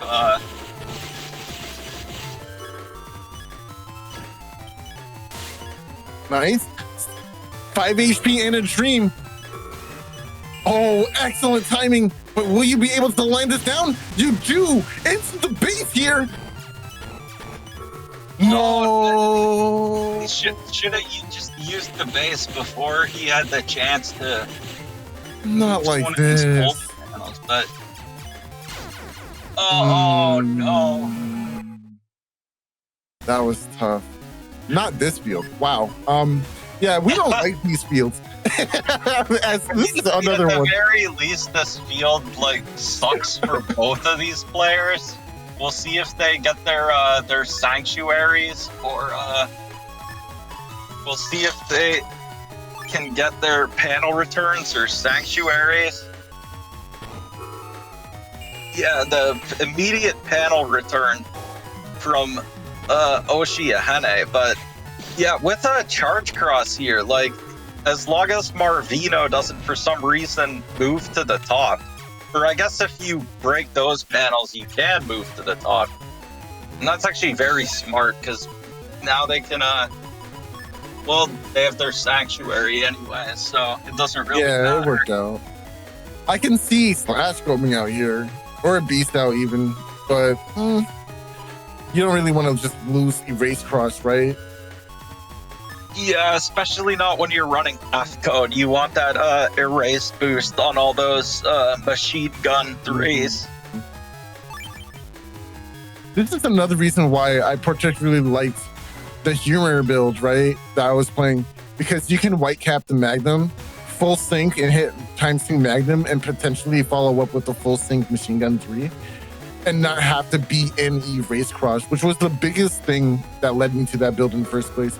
But either way, Sanctuary does come down, so does the Grab Revenge. We're definitely going to have a way to go ahead and get rid of this aura too, because in the back we chose the Wind Rack. There it is. Very nice, very nice. Nice. Oh, still walks into it though. Nice. Good job, good job. Get some of the crack back. osiahene kind of down a little bit on this positioning. Still has a very nice, hunky, hefty amounts of HP though, so it's not too bad.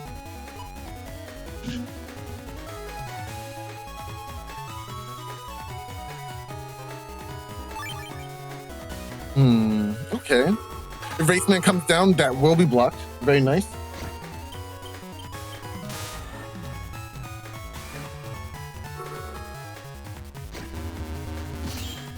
Okay, Grass Stage, that's gonna go ahead and deal with those pesky Sanctuary panels, barrier 200 of your own. Element could clear this out immediately, but Marvino says, hey, I have time. We can go ahead and get this nice value off Element, man. Very nice TFCs to the Invisible too, right by the end of the turn. So lucky that you were able to land those charge shots though. Very convenient for you.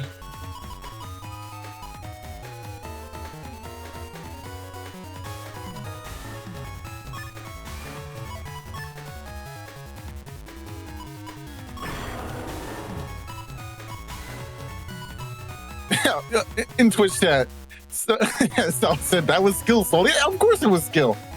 But, you know, dodging is a thing, too. osiahene could have avoided those charge shots. You never know. But it worked out. Okay, grab event's definitely coming now.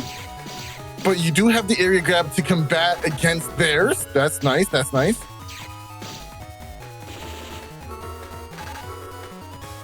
Blast man on Crass. Ooh, but it whips. Yeah, that was, I guess the thing is, neither of them has used their slow gauge yet. I just realized, yeah, Osiahene hasn't used slow gauge. So we're still in normal gauge here. And okay, they could set up a roll lock with this Magnum, and it would actually, it would confirm the aura head. Mm-hmm. Although, if depending on if Osiahene is out of area grabs, we might see them change crosses here anyways. And still holding on to the base. Well, I think Marvino is waiting for the attack plus 30, right? And this is another thing I found when playing base. It's really difficult as a Gregor player to wait around on damage, especially when you can't guarantee when you're going to draw attack plus 30. And it ends up becoming very difficult. Oh, wait, a cross change here means that you're not going to go ahead and get decrossed by the aura head, which actually is pretty convenient. Excellent amounts of damage this turn from Marvino, though. Excellent pressure. Very nice, very nice. Yeah, Marvino is actually still at a full HP. He has actually not been touched yet this round. Osia, just get a buster shot in, please. This cannot be a perfect. Don't let it be. That's too much HP for Marvino to go through for them not to get touched. Just get a P shot in, and we'll all feel better. Yeah, it's been a while since I saw someone have a quote unquote perfect no damage round. So I don't think it'll happen here, especially since all right, anti-damage is up. Just get your P shots in. Okay, there we go. Damage on board. There it is. Whips the judgment though. Nice. Now we can share the sanctuary.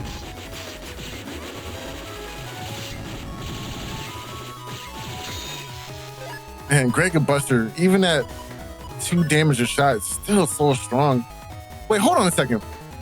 Is it 2 damage or is it 3? It's 2, right? I think it's 3. I think it rounds up. Yeah. And it rounds up. Oh, that's so good. And 1 GP in chat. Wow. So I guess Marvino here, if they can keep this area, then having the holy panels is pretty good for them. But Marvino will definitely want to hopefully draw into his element next turn to deal with Osiahene's Sanct. Yeah, dealing with the sanctuary is going to be a little annoying. That's the ground, man. Okay, that's the TFC. Oh, okay. Yeah, that would have been real bad for Marvino. You can't move, which means you're going to be forced to take the Great Breath here. Oh, well, I guess you just moved anyway. The Great Breath. This man was brushing his teeth. Ooh, so actually, Marvino is down to his last chips here, it looks like, and he actually does have nothing left to deal with Osiahene's Sanctuary. Yeah, the only thing they had was the Element Man, but I believe it was used already, so this is gonna stick. Oh, but the big fish TFC here. And even on the holy panels, an attack plus 30 fish is still quite a bit of damage. Yeah, for sure. Oh, value! Wow. Value! Oh my gosh, that was beautiful! Lockheed almost the entire Q force with that reflector. Oh man. And then on top of the Sanctuary panel, so the last 2 hits only do like 15. I'm chilling right now, bro. That's a huge deficit. That's a massive deficit. This game's over. Yeah, even with the holy panels, it won't be enough. I mean, I think we can probably all agree Marvino, like, probably the best player at using reflectors. 100% hard agree. I think Reflector was almost made for Marvino here. Yeah, for sure.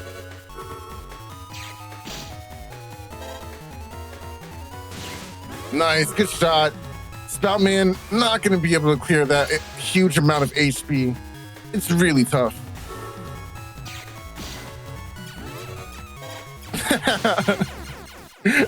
Liquid in Twitch chat. It's Metin time. Game 3. That's good. That's really good. Oh, man. Yeah, the other thing is, I don't think we mentioned this before, but osiahene did actually make top cut in the last blue moon, so... Or last blood moon. Blue moon? I'm getting confused. And yeah, it's something we could all reflect on. I mean, yeah, Reflector, I mean, it's 200 damage, it's asterisk, you could beast charge it. It's not bad at all.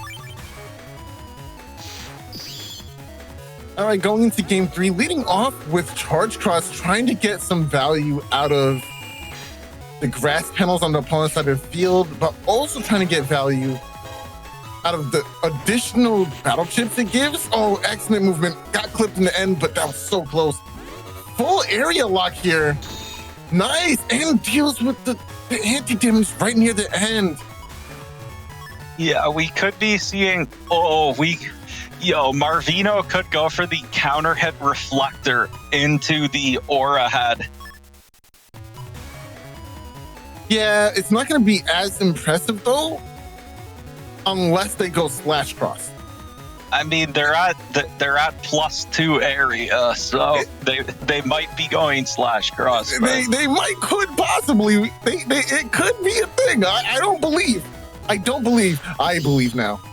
I understand. I told you, Soul. Oh no! And you're gonna trap him in there. Now we're doing this. This is what we're doing. So yeah, the question will be, can Marvino get this counter hit Reflector on the /charge? Oh my gosh, you know what's happening? Oh no! Okay, he can still... Oh man, it's so hard to land that. Even for a genius like Marvino, man. It's really tough. He still didn't get his judgment or anything to reclaim his area. Forcing Marvino to go into /cross of their own to combat the damage source. Sanctuary will help out, but there's one thing that there's no defense in this hand for, and that's ground man. As long as osiahene camps forward, Magnum cannot be stopped. Magnum cannot stop the ground man, rather. But it doesn't seem like they're doing that. Nice. Oh, so close. Yeah, this is... without the Sanct, this would have been a really bad turn. And like, even with the... Okay, but the area finally times out. The area times out, and then he draws Grab Revenge. The classic. I mean, right when you need it, right, Sons? I mean, right after you needed it.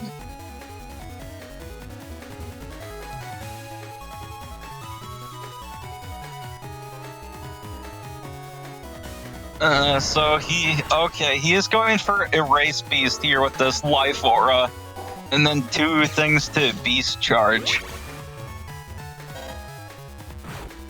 Oh wow, but unfortunately the first tail arrow actually looks like it whiffed.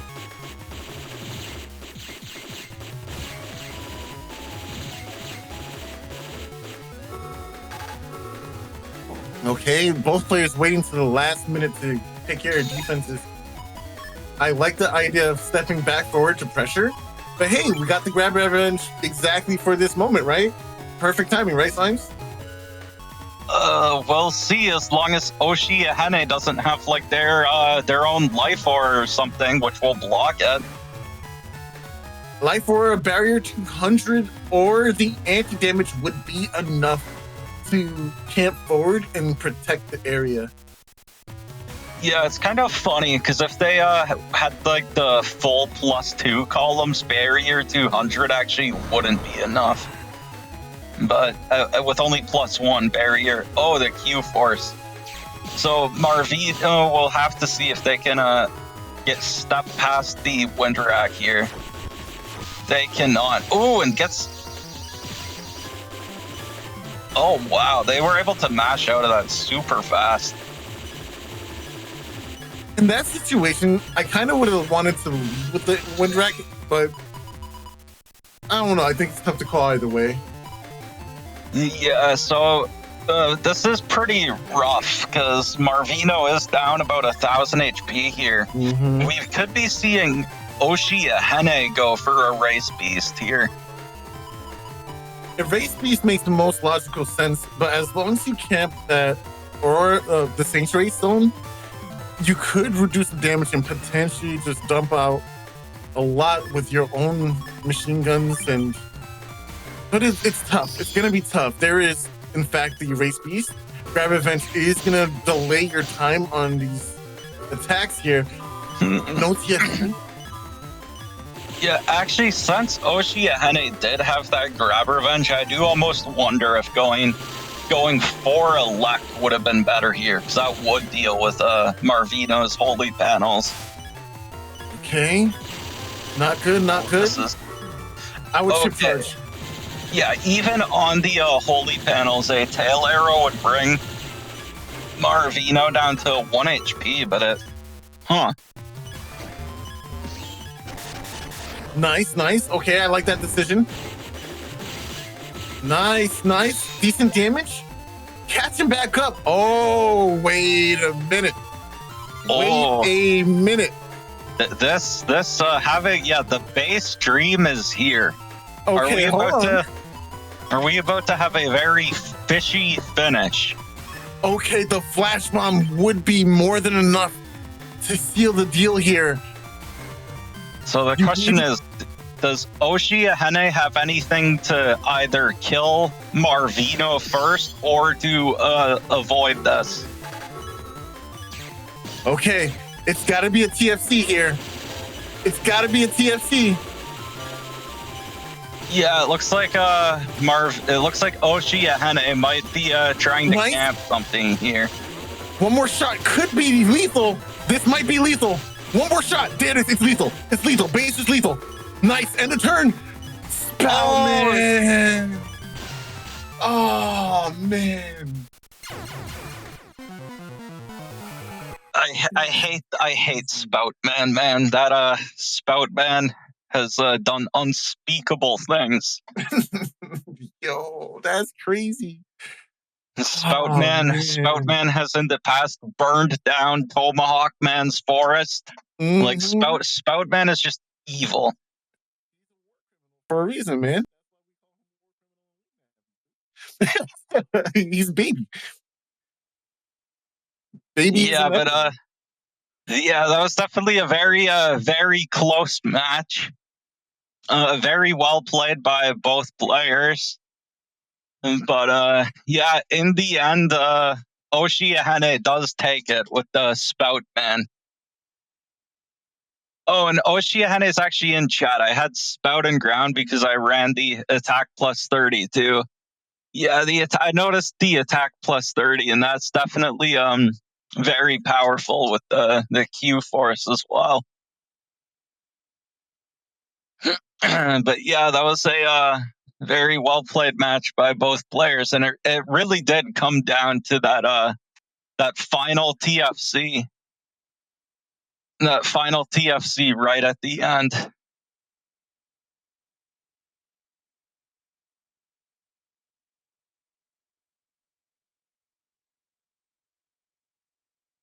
All right, without further ado, up next, we do have Soren versus playerzero. Okay, well, just to double check, are you two all right? Do you want a break? We're about halfway through. I think I'm good. I can do one more, and then a break might be nice.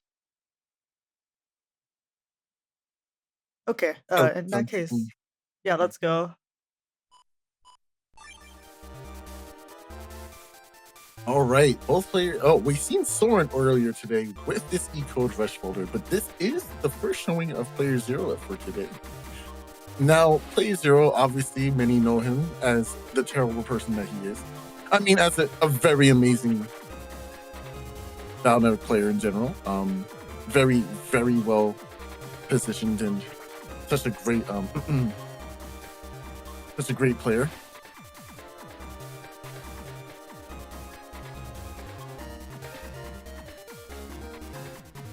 That being said, I we hate do Player see Zero.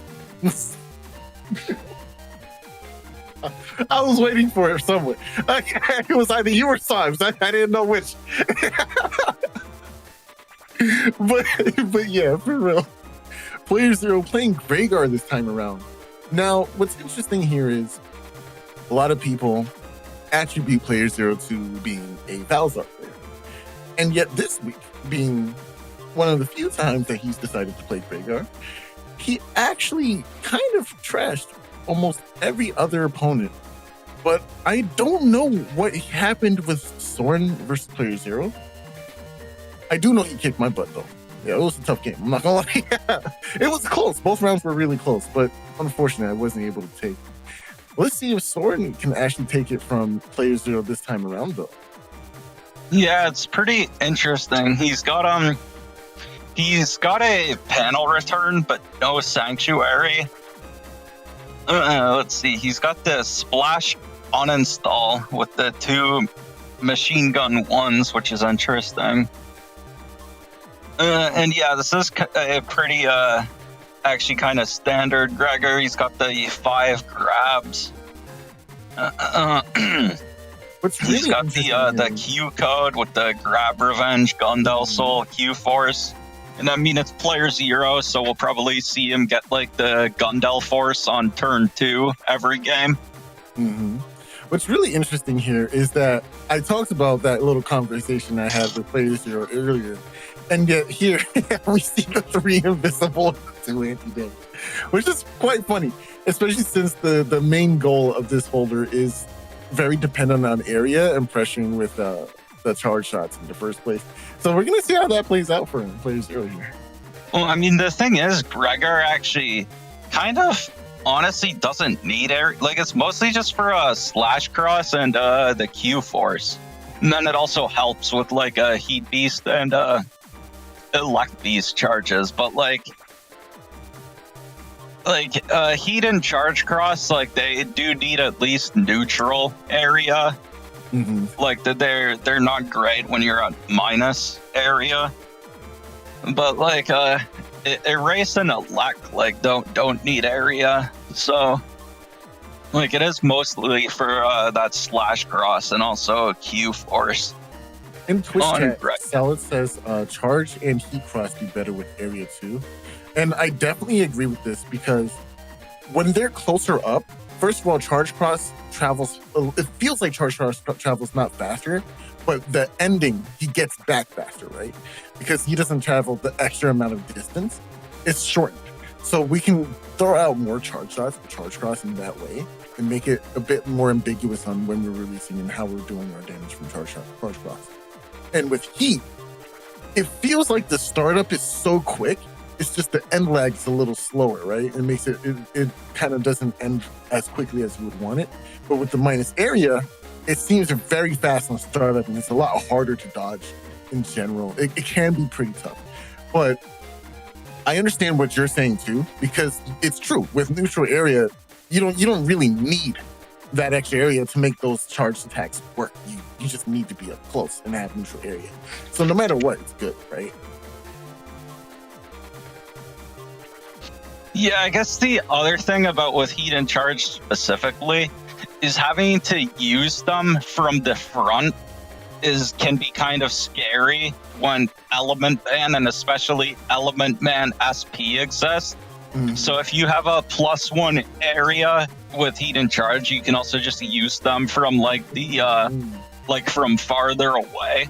So then you can still threaten them, but you're also like safe from just getting obliterated by Element Man SP, which both players do have. So we are going to be seeing a lot of Element Man in this match.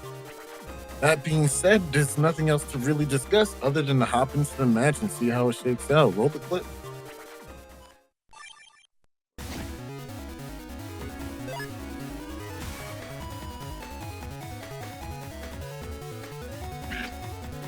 wait, so it doesn't even matter what Soren has here because player zero is just gonna hit him with Gundel Force next turn. I mean, it's really hard to plan for the turn 2 Colonel Force Gundelso.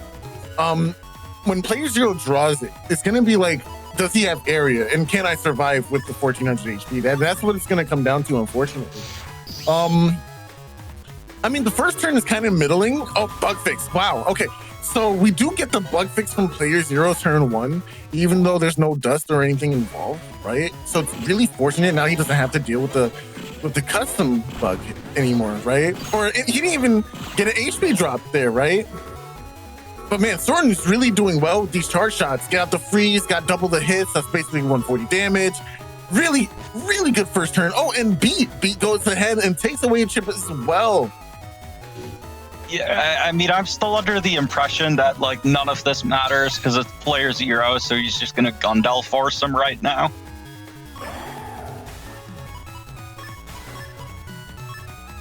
But okay, we do have the Pulse Rack Elexord Fireburn here, which unfortunately with these ice panels, instead of actually ice is really bad here because ice like can completely mess up elect balls too. Wait, how'd that? I thought that I thought that the on the ice it the elect pulse too. Like I don't know how that wind rack hit. I think I saw a baby collision damage just now. I thought I heard it. Which should have applied flashing to player zero, and so the wind rack shouldn't have hit. Because like that's the problem with elect pulse 2 on ice panels. Yeah, that was so weird. I really do want to see a replay of that. Like it happens so fast. Oh yeah, they're saying in chat because the drag delays the flashing. I see. Okay, are we gonna get the Gundel Force right here? I mean, it is turn 3, which is uncharacteristically like weird for player zero to not have drawn Giga by now. We already saw the bug fix, which is kind of okay. There's holes now, so I don't think it's. Oh, okay. There's a panel return. Very nice. Oh, yeah, see, there it is. There it is. The turn 3 Gundel Force, like of course. Yeah. Very nice. Okay, but Soren survived the Giga chip turn, so the likelihood of Soren winning went from 25% to about 75% because he was able to win out. It was great. It was really great. Oh, there's a recovery. Okay, so that's dropped down to about a 50%. Okay, that just dropped down to about a 30%. Oh wait. We could see player zero get hit by his own medicine here with the Knuckle Neo Berry. Ooh, you know what? Before this week started, I was in DMs with PC and I said, I hope you go /cross. And I just really want you to do that. It's gonna somehow like miss every hit, even the first one. It's gonna somehow it's gonna just miss somehow. Yeah, you can't stop that. 60 HP. It's still looking pretty good. Good invis. Erase man. Oh, very nice. Very nice. Okay, a couple of shots. Don't use the. No, why would you? Okay, he had defense anyways, but. I mean, yeah, it was a center knuckle that looked like. Oh no, using the Judge Man too early. Soren just making a few. Wow. All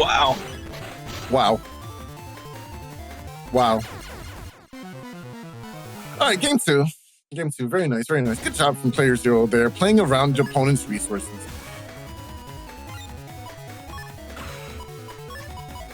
Yeah, that was just a kind of a few minor misplays from Soren there on the last turn, like using the Judge Man, like when he was still intangible from the anti-damage. Oh, wow. Yeah, I mean that's the risk you take. Like that's why when I go dust, like and there's cubes, I don't usually like because if you go for the suck right away, like it traps you in place, and then that happens. So I usually will actually wait on going to suck up the cubes. Because like the suck like traps you in place, and then like you just get hit by machine gun.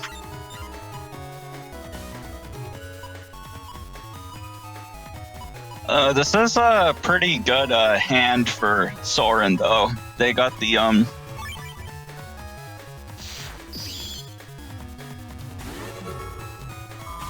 Oh, you see, this is a situation where I don't like the focus.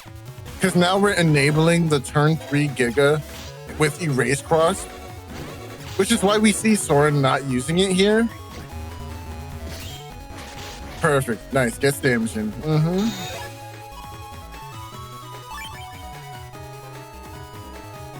You know, all sarcasm aside, yo, PZ is so good at this game, bro.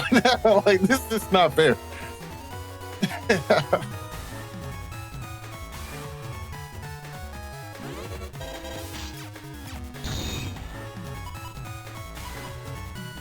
Okay. Very nice thought process from Soren here. They were expecting the beast out to come in order to go ahead and full cust into the next turn. But apparently, PC's not taking the bait in. Oh, the nice TFC escapes the damage from this Element Man here. But it's going to eat a pulse into a wind rack. Very nice. Excellent combo. But giving PC anger is never something you want to do. And a 2x wind rack. Very nice, very nice. Yeah, definitely. And yeah, even though they lost dust, Soren is getting like these nice E-code hands because like they have another Elect Pulse 2 Windrack Fireburn, but they're actually not going for it here. Oh, the wrong TFC. Unfortunate. Oh wow. Yeah, you don't usually see those kinds of mistakes from playerzero. Very nice, very nice.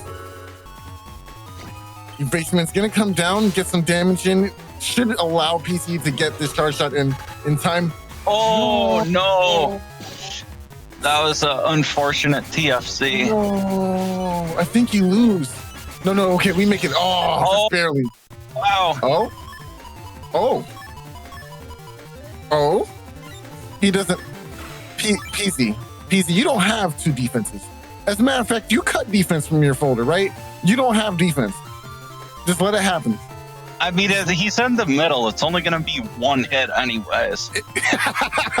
So true, Symes. So true. You're not allowed. Oh my gosh. Okay. Oh, he changed crosses. And going for the Q4. No, you want Elec. No, okay, wait, this is fine. This is all fine. Okay, 2 hits. But yeah, no, this is, Wait, what happened? What? Wait, what happened to the rest of the... Oh, the Q-Force got canceled because he decrossed the Elect with Element. Wow. Yeah, it got wow, and Edward G in chat. Yes. Yo. Yes, crush it. Wow, the Edward GP in chat. Oh my gosh, Soren pushing the glasses upwards. Man, I mean, even playerzero doesn't deserve to have his Q-Force canceled, right? Like, come on, no one deserves that. I disagree. Yes, this is the first time I've ever loved the beat. You don't even know what it took. I don't care. I don't care. It took something. Like, all right, Soren, riding the momentum of the last game. Soren going in right now. Let's go. No, I mean, come on. Not even playerzero deserves this, right? Oh, let me see a beast out. No defense. Kill him. Oh no, dang. Whoops. I also, this is like too much. Like, you don't need this much defense on one turn. Soul kill count, 2. The 2. Did I say it once already? Oh no. Hey, that doesn't count. Yo, come on, that doesn't count. Check me. No, no, come on. Yo. Oh, okay. Soren making it out safely from this turn, able to throw down the life ward and protects himself. Oh man. Thank you, Salad. I hate it here. I understand, dude. Me too. Oh my goodness. Oh no. All right, this next turn is looking really strong for Soren. We're gonna go into Beast now, have ourselves a little Elect Pulse action here. Did we just hear Soul slap his knee? You did. Y'all caught that? That's funny, bro.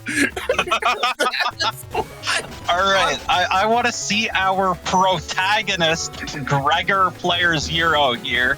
True. Our protagonist. Oh, but our protagonist is in a bit of trouble here, actually, after that latest code combo. It's fine. Yeah, because now we do have the slow gauge slash cross. Uh-oh.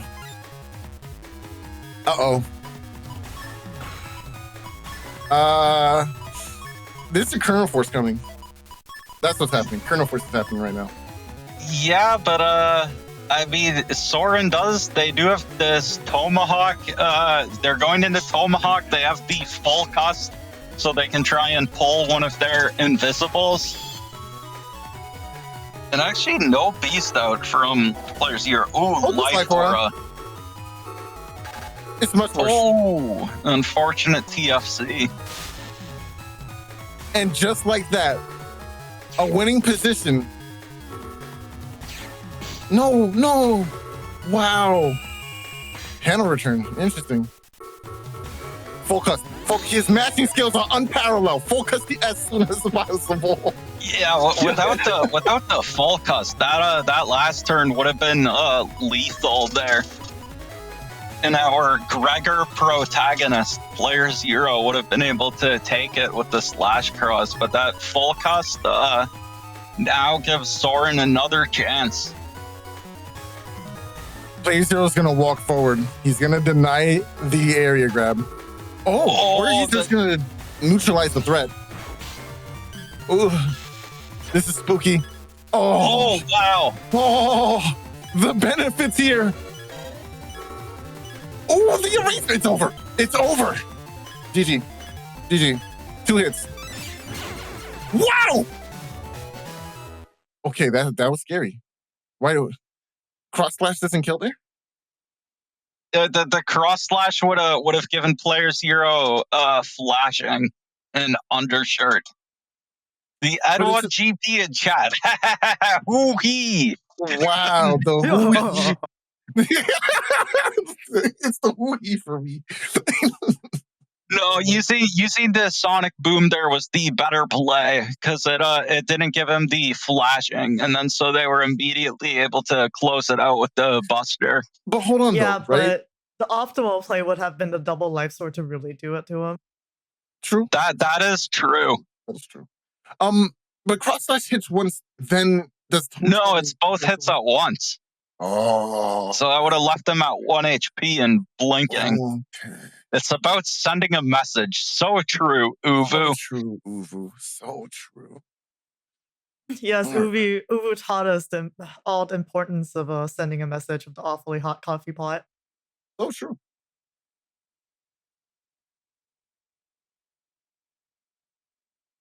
It's happened.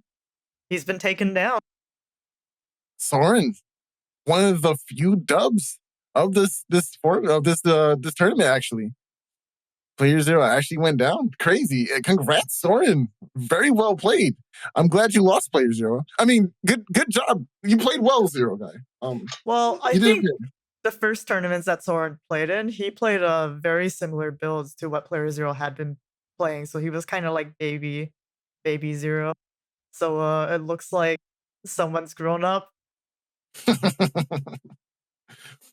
I always hate to see Gregor lose like that. That was very sad. I was definitely hoping Zero Guy could have brought that back. Okay, but think about what he does to Gregors all the time. That's true. I just wanted him to be /cross and just to eat meteor. He specifically crossed out for that. He thought of us in that moment. It's like, I cannot give them the satisfaction. Even if I lose, I cannot give them the satisfaction. I will never forget one of the first blood moons we had. We were really short on time on production, and so I was literally rendering out the video files while the stream was going on, and we had to have a really awkward break because it wasn't ready in time, since I did not account for the fact that playeRzero's top cut match against Neref was playing Gregor lasted like 6 minutes. Because Neref went into /cross like turn 2, and then he got like 8-hit meteor knuckled from like not an area lock turn 2 because he didn't have any defense at all, so he just got one shot basically. I mean, Nereth also did that to me before. Yeah, that was heartbreaking. I'm sorry, Symes. I've been rooting for you for a while. Yeah, it's been pretty rough, but we'll see what happens next year if we can stop the playerzero menace. I'm starting to believe in feng shui at this point. It's necessary. It's the balance you need. It might actually be real because playeRzero's luck was actually much worse when he was on a trip. It might be real. All right. With that, are you two good for? Because it would be the 6th round or the 6th match afterwards, or do you need a short break? I could use a short break. All right, break it in. Let's do it. Let me go to the breaky screen.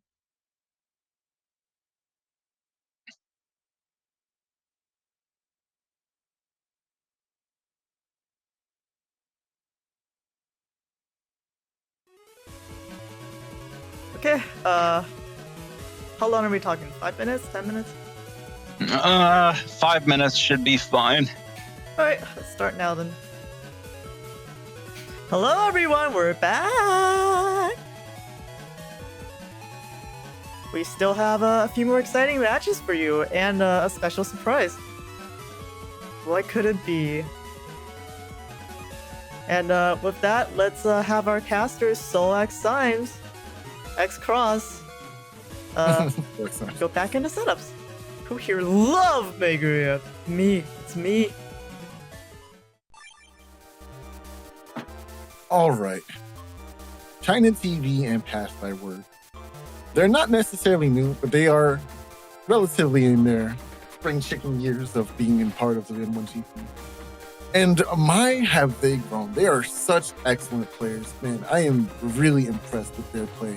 Both of these players are so well learned, and they with every game they've just been getting better and better. It's just such good improvement.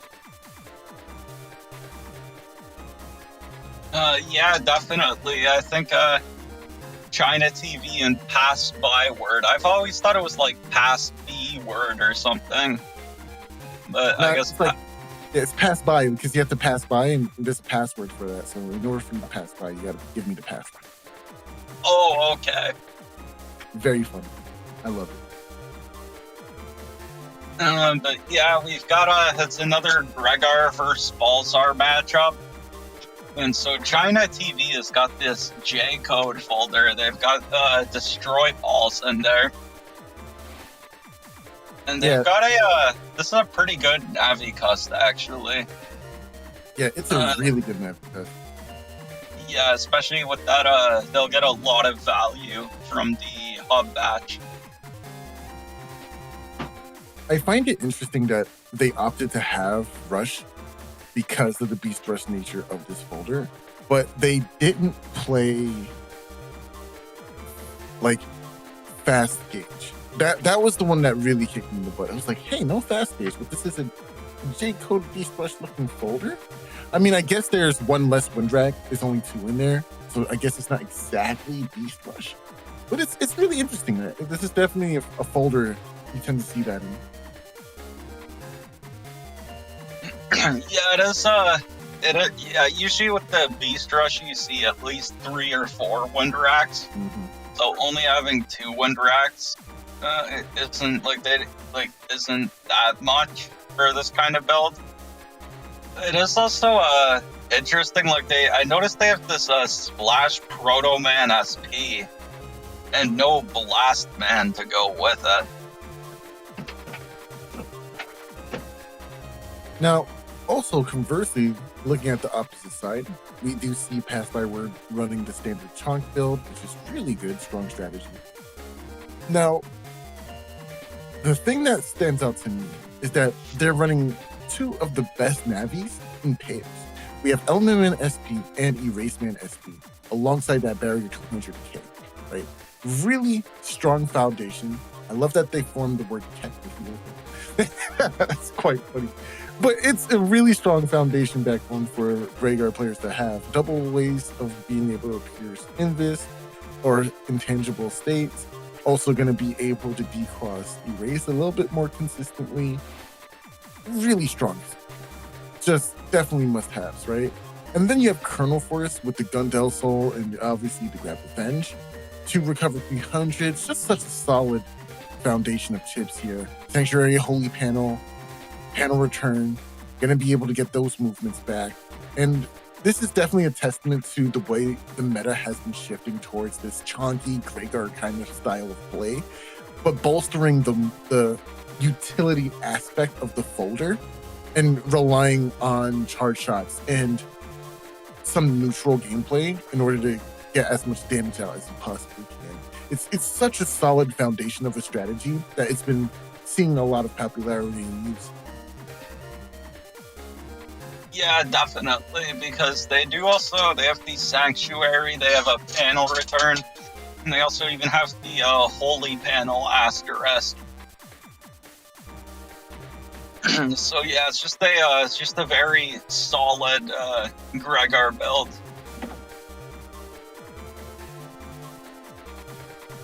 That being said, I don't think there's that much to explore into these sets. It's gonna be very self-explanatory once the machine starts rolling. So let's start up the machine. Roll the clip.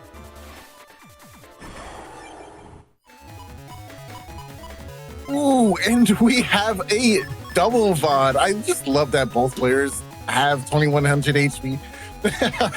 So this is basically a true neutral game. Although China does have that fast barrier. Now, fast barrier is really interesting because unless you have attack max, it's gonna be a little bit more difficult to clear it out without dumping value into that shield. Meanwhile, you get to ride the coattails of that momentum by going for your DPS almost immediately. But fortunately, there is attack max in Passbyword's folder here in custom build. So a couple of P-shots should clear it out very nicely. Especially they have Buster Bug. Oh, you're right. So, no, wait. I think that was the accidental TSC. Yeah, I'm not. It's been a while since I had to cast the double VOD. Oh boy, this is. Yeah, it's a little crazy at first, right? Yeah. I'm a little used to it by now. I think I usually do most of them. But we do see a full folder dump. It seems like China's locked in with their opening hand. But, oh, excuse me, Passbyword's locked in with their opening hand. But China's definitely going through the folder, trying to decide what's better here. I don't particularly like this spread. Early Recover isn't great. Early Sanctuary is interesting, but when you have Element Man SP and your opponent also has 2 Element Men of their own, you don't really want to take it early. But it's not like they have much going for them in this hand. So going full defense might be better here. Oh, wow. They opted out. Yeah, I think going for like anti-damage, invis, and sanct all on the same turn is a bit excessive. And I think going for the element man SP against charge is pretty good. Although they won't be able to get the D-cross here, but they'll at least be able to remove their life, Passbyword's life aura. Nice. Taking out the sensor roll. Now, here's the problem. Ooh, the flex. Ooh, the flex. Yeah, that really is a flex. Just doing it right in their face. Now, here's the problem, right? This exact situation right here. Eventually, since there's no shoes, Charge Cross will be breaking up all those panels and reducing your movement. It's very difficult to deal with, especially once they delete the entirety of your back row. Yeah, it gets really difficult. Yeah, dealing with Dust Cross when you're Charge Cross and have no shoes can definitely be very annoying. I mean, Dust Cross in general, when you don't have shoes, can be pretty annoying. So, always got to bring your cursors. Which, I mean, Passbyword does have that Erase Man SP, but they unfortunately haven't drawn it yet. Okay. It seems like Destroy Pulse is online. Oh, they're going to try to get some value out of Element Man first. Maybe go for a grass here, right? Oh, actually, no, you don't. Your opponent has Charge Cross. Oh, step forward. That was scary. Gonna go for grass? No. Okay, goes for the Invis Pierce. Oh, very nice.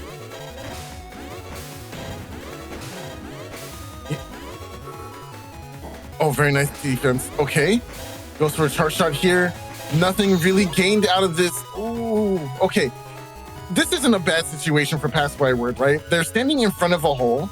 So if you go slash cross right now, you could theoretically be able to push out a ton of damage, but your opponent won't be able to grab revenge, right? But the reason why this is scary is because your opponent is still in charge, in Dust Cross, which means their charge shots can send out Charlie, which is a breaking element charge shot, right? Now, you can't really bank on your opponent changing crosses for free, which is why we don't see the slash cross changed by Passbyword. But you are able to defend your area a lot easier thanks to this configuration. As we do see, China does have the grab revenge in hand. This is probably why they're not opting for it right now either. Yeah, I feel like at this point, you'd probably want to go erase or something. Erase is interesting. I do like that. I also do like Charge Cross to maintain that high value in your cusp. Yeah, but the problem is that it's like completely blocked by the holes from Charles there. Yeah. Okay, we see some Buster Bug coming out, trying to get some Buster Bug value. Gets a couple of procs. Very nice. Anti-damage goes up at the very end of the turn. Passbyword being able to clear out their hand here now can go for an entirely new strategy. Meanwhile, ChinaTV still has a full hand. So maybe just dust digging and going back in with the same hand is preferable. And Erase Man will confirm here. Gonna get the D-Cross, which makes it much safer to go into Slash. Erase Man number 2 into the anti-damage. Ooh. Yeah. They could have led with Erase Man SP and got a lot more from the D-Cross on Dust, but man, it really stinks too because it seems like China did have the anti-navi in hand, but unfortunately couldn't go for it because it was in the back of the hand there. Yeah, that's definitely pretty unfortunate for ChinaTV. Oh boy, and there we see this this Gundel Force turn. While at +1 area, this actually might even be the game here if ChinaTV doesn't have anything to deal with it.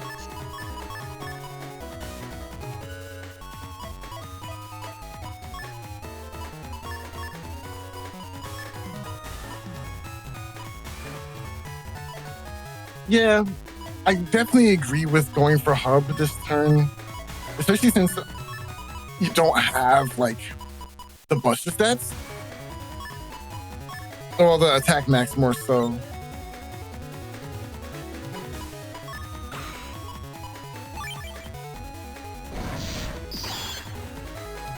Oh, and there's the Beast out. Going for chip charging. Interesting. You know, Charge Beast doesn't have one of my favorite charges. I actually like it the least out of all the other Gregar charges, but what can you do? Yeah, Charge Beast charge is pretty bad, unfortunately. All right, there's Hub. Nice. Significantly reduces the damage since there is no access to the stun thanks to Tomahawk and Status Guard, but still really on the back foot here. Gregor Beast shredding away that HP from ChinaTV here, but hey, survival is survival. Yeah, they do have these recovs at least. And they still have all their beast turns.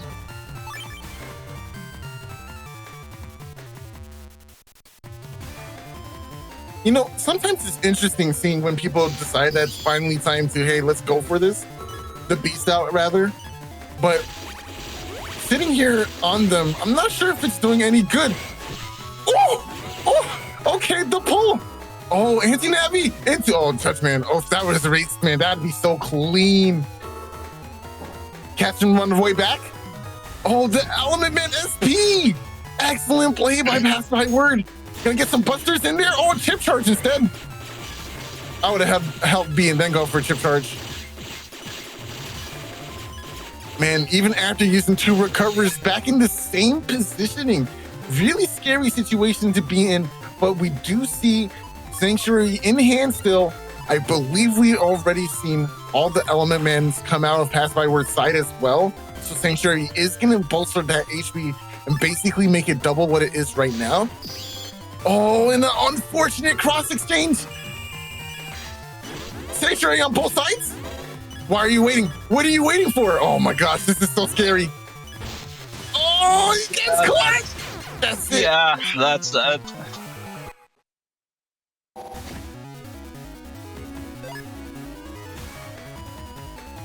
Game 2, ladies and gents. A little bit of adjustment for ChinaTV here would probably be... Well, I don't think they did anything necessarily wrong that first game, actually. They played very well.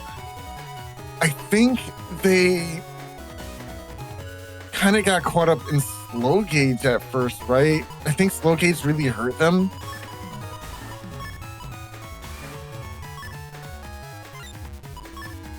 Going for Aquacross late there was a little unfortunate too.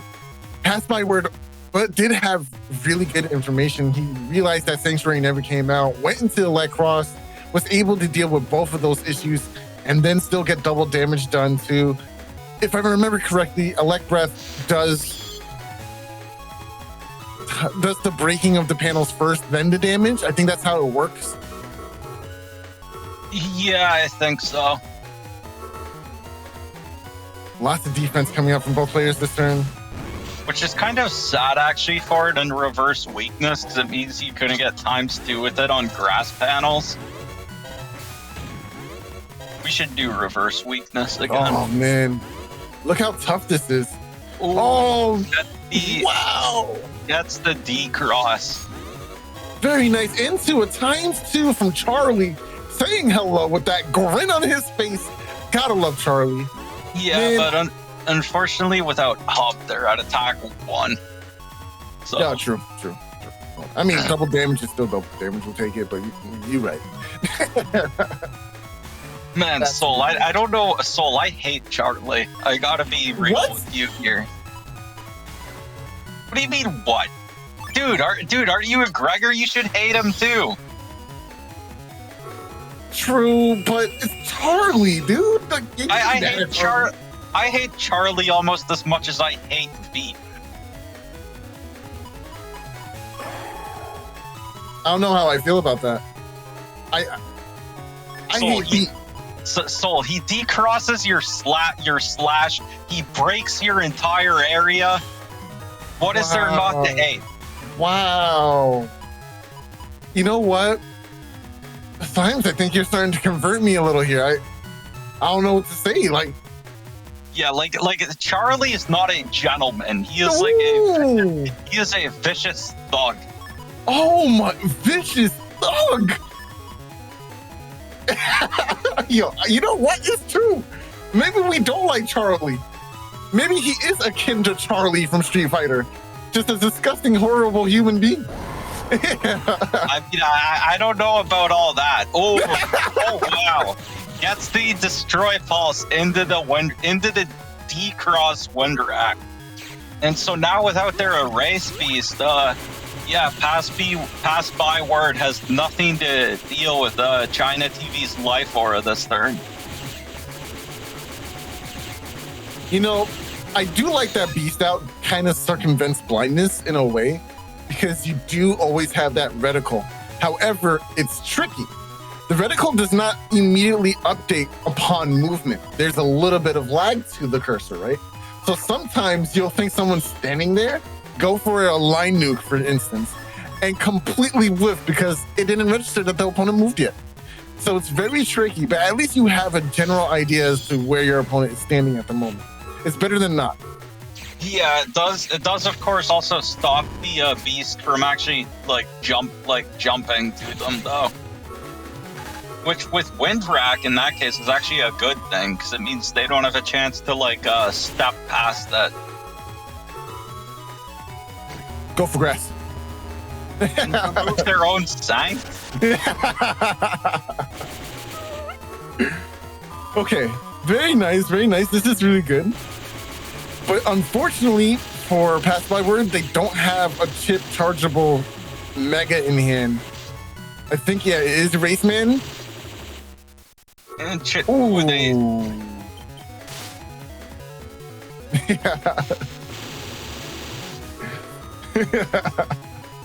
So I don't think ChinaTV has they clearly haven't used Hub yet because it's right there in their hand. But it looks like Passbyword has Q-Force here. Unfortunately, they don't have the Gundel Soul. So what they're going to want to do is they're going to want to elect charge this Grab Revenge to break the Sanct. So then they can still get a lot of damage from the Q-Force even without the Gundel Soul. Yeah. Because the thing about Q-Force that I think a lot of people don't realize now is you don't have to do Gundel Force. True. In a lot of my Gregar folders, I used to not even run Gundel Soul 3 at all. Holding the B button is just as valuable, 100%. Yeah, that's a really unfortunate TFC there for Passbyword, but they can still charge this holy panel.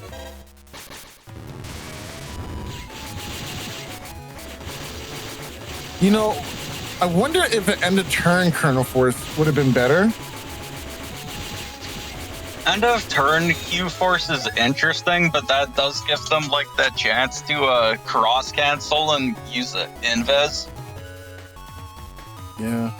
But it also gives it lets you load something up to punish them for using the invis. That's kind of what I was thinking. Because you're not getting value out of damage in that situation. Yeah, in this case, the Tomahawk Beast was on its last turn, so they wouldn't have been able to go cross into Tomahawk. They would have had to cross into something else. And then, hypothetically, even if they had the invis, you could have drawn the Gundel Soul, and that's kind of what I was thinking. But you don't know, right? It's your Gregar. You don't know what you're gonna draw. You can't guarantee any of that. Ooh, good trade. That was actually crazy. The Elect Pulse came out, but their Tengu still got decrossed by the /cross charge shot. That's not value. That's actually crazy that like neither of those got interrupted by the other one. Go for ice? Oh, grass. Like, they All right, must you know what? I like like that. it on the exact same frame. Thanks. And so both players just trading Buster Bug shots here. But ChinaTV does have over twice as much HP, so they are at a big advantage right now.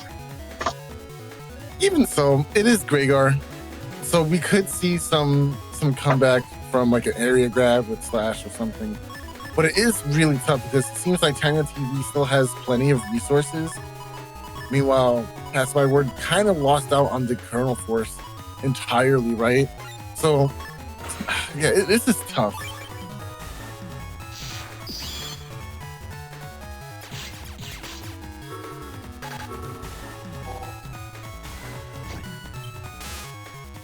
You know, I think it's correct here in this situation to not TFC the barrier, because you give your opponent information, right? And then they can just slowly go for charge shots, etc., etc.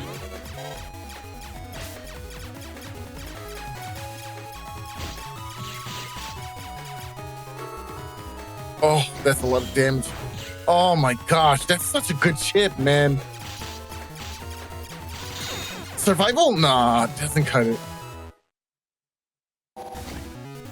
Yeah, and so that'll take us to game 3.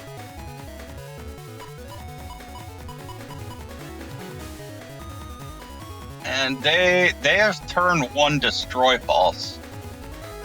I don't think it would probably be a mistake to use it here, but that's what a draw. It's very interesting. I honestly have fast barrier. I'm pulling the trigger. I'm doing it. I don't know if that's the correct thing to do, but I'm pulling that trigger though. No, I do think it's like correct to wait and use it like when you get like a wind rack or one of the other elect balls too. Nice. Both players able to get their entire hands played out before the full cast. Really good for Passbyword. They can go ahead and change up the strategy coming into this turn, and these are the kind of hands I actually hate. Oh wow, they are actually oh right. They are dust shooting again. Yeah, that's the other thing though. They do also have color bug. So, and yeah, they got confusion, which like confusion, it just reverses your controls, so it's not that bad, but it does stop the beast jump, which would obviously stop beast jump destroy balls.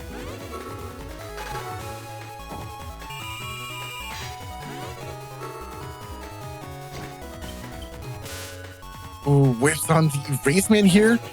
Area grab coming hot. Oh, right, nice. Gonna be able to push forward.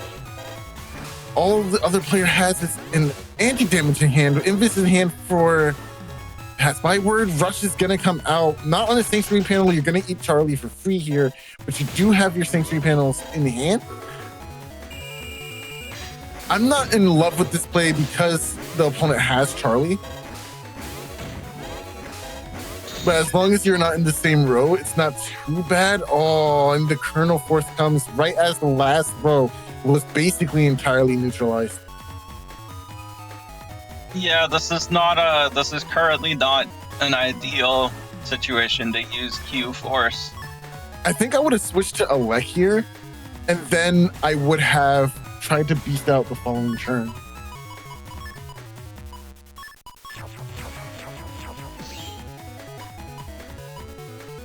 Yeah, because ChinaTV also in their folder, they don't really have, like they basically just have the element ban.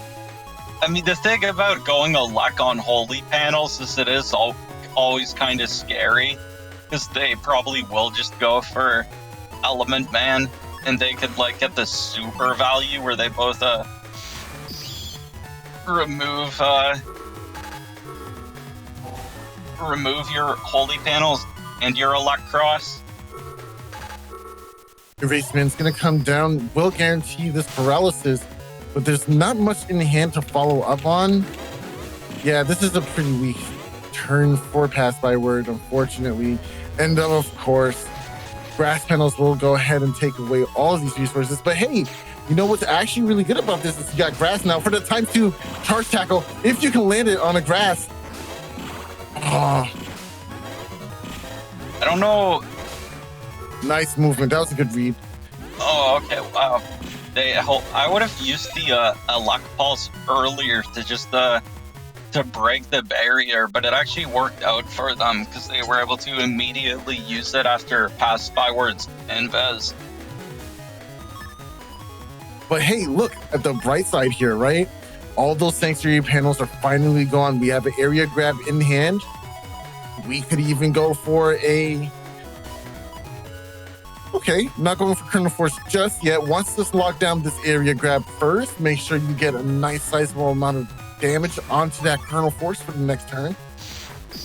Wants to also probably bait out a... Oh, wow.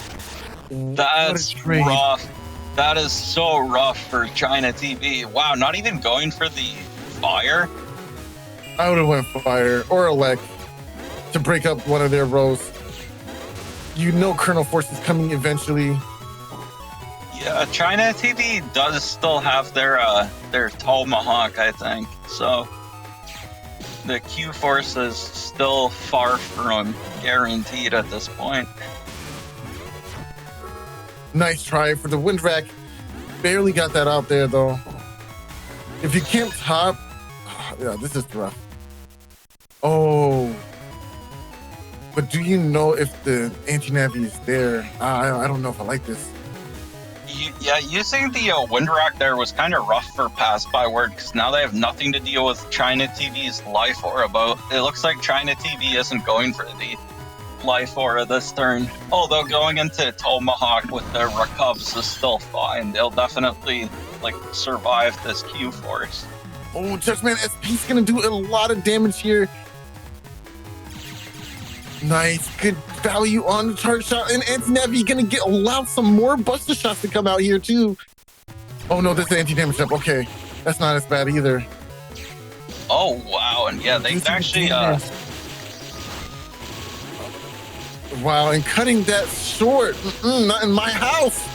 No, sir. You will take these charge shots gladly. Yeah, that actually was a great turn for ChinaTV there. Just with the Tomahawk cross. And now we're in a situation where we have grab revenge and some defense, but man, on this, that's all. And there's destroy pulse. This is the perfect situation for it too. Beast Out is locked in as well. ChinaTV is gonna have a really nice turn this coming up.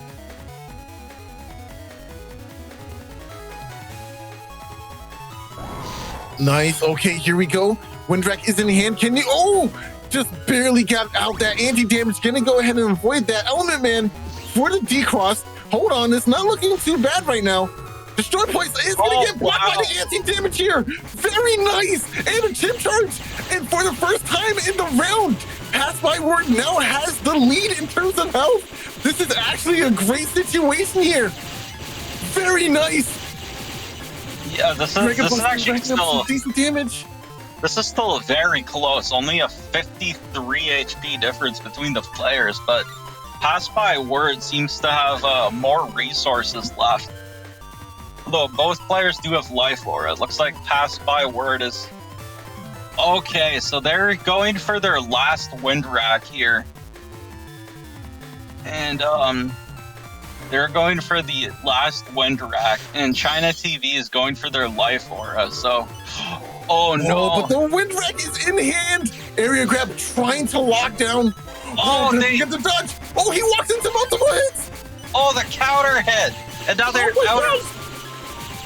Oh, it's so close. It's so close. That's a lot of damage. No, it's over. It's over. Oh my gosh! Wow. Passbyword almost coming back from the depths of Hades here, but still made it back, man. Oh, that was such a good round. Very nicely played. Oh my gosh, that was kind of hype. I'm not gonna lie to you. Very nice we played from both players.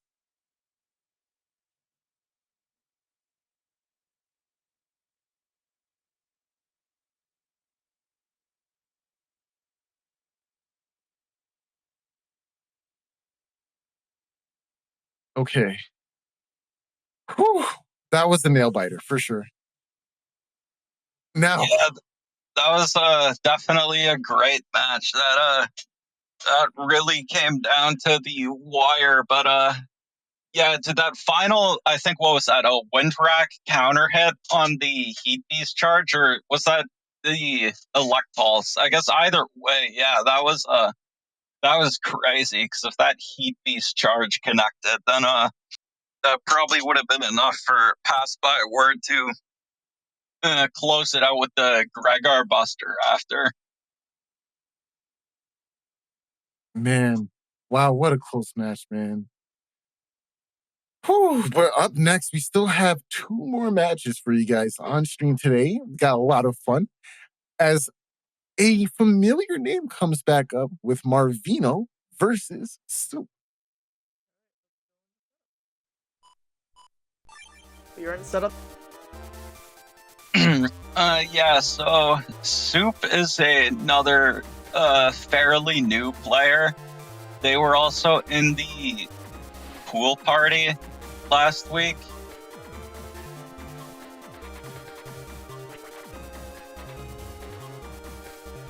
Yeah, so Soup is another fairly new player, but they were also in a pool party last week. And yeah, we've already seen Marvino with this interesting bug stop cost.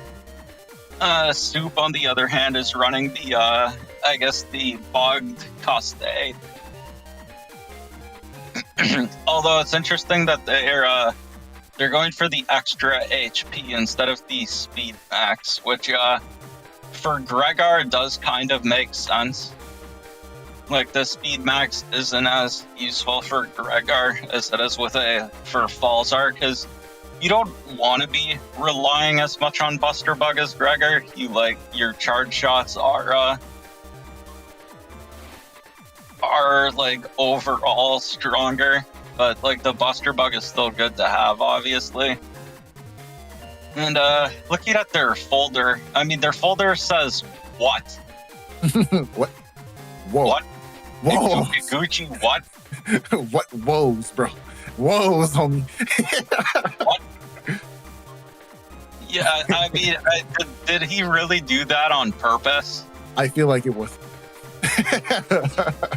What woes? Oh. What? Roll raggy. Oh my gosh, yeah, this is really good.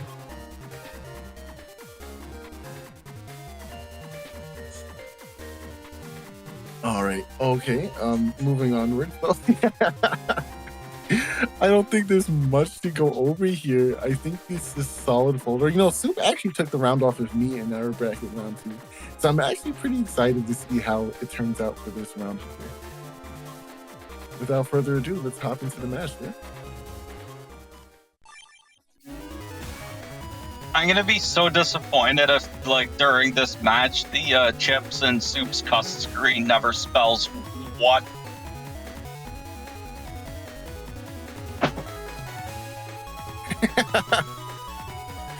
We already got the first letter.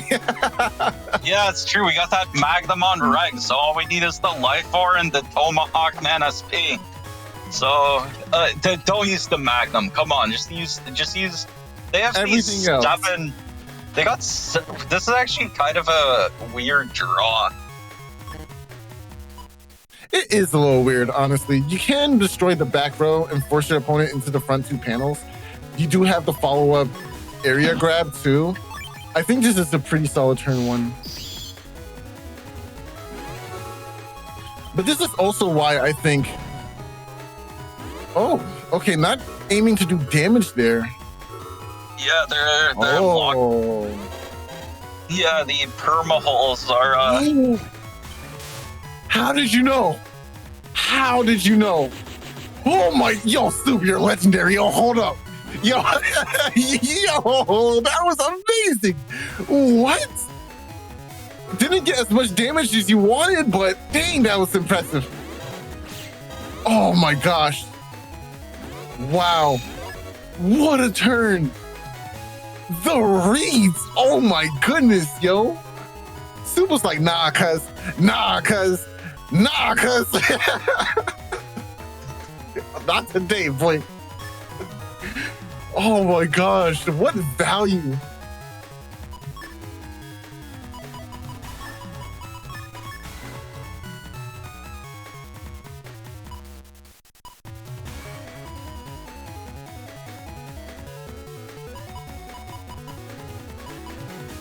Okay, I like this turn one, or opening round rather, with invisible. Probably try to protect your. Oh no, you're just gonna take damage. All right, good job. Don't step back. Oh, you want that front row? Oh, doesn't get it. Step forward. 280 for your troubles. That's damage. Area grab will allow some movement here. Oh, you don't want to be there. Oh, wow. Close. So close. I'm not sure. Okay, going for the Element Man freeze. Yeah, you got to prevent some of this damage into the end of the turn. I definitely agree with that. If you had hit the Magnum, you would have been forced to take more damage instead. Definitely agree with that decision.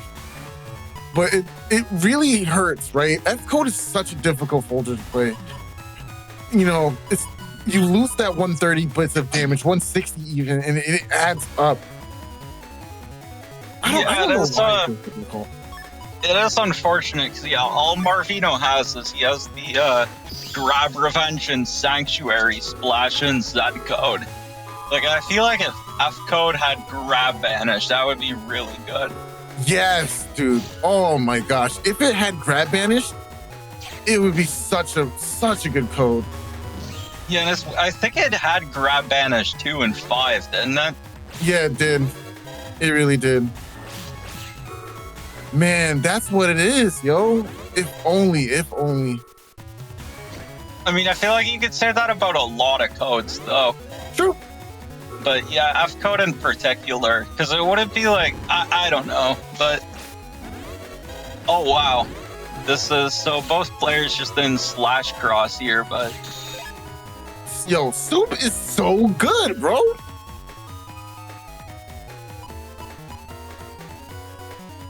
Yeah, this has just been a pretty rough round for Marvino to deal with the slash here, especially with that, like these perma holes.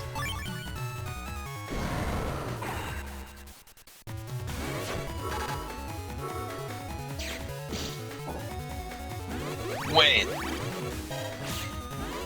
1 HP in a dream. He blocked his own area. I've never seen that before. He blocked his own area grab. It do be happening sometimes. Oh, hey, look, that's a Guardian. I feel worried. Should I be worried? I feel... Yeah, no, I definitely feel worried. Worried for who?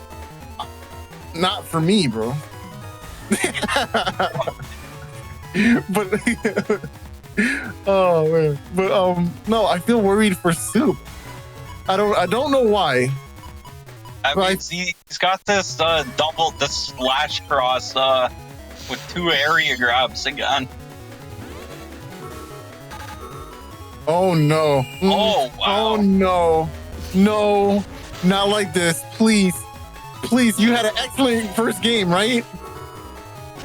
Okay. And so Marvino gonna go ahead and charge tackle the 1 Guardian.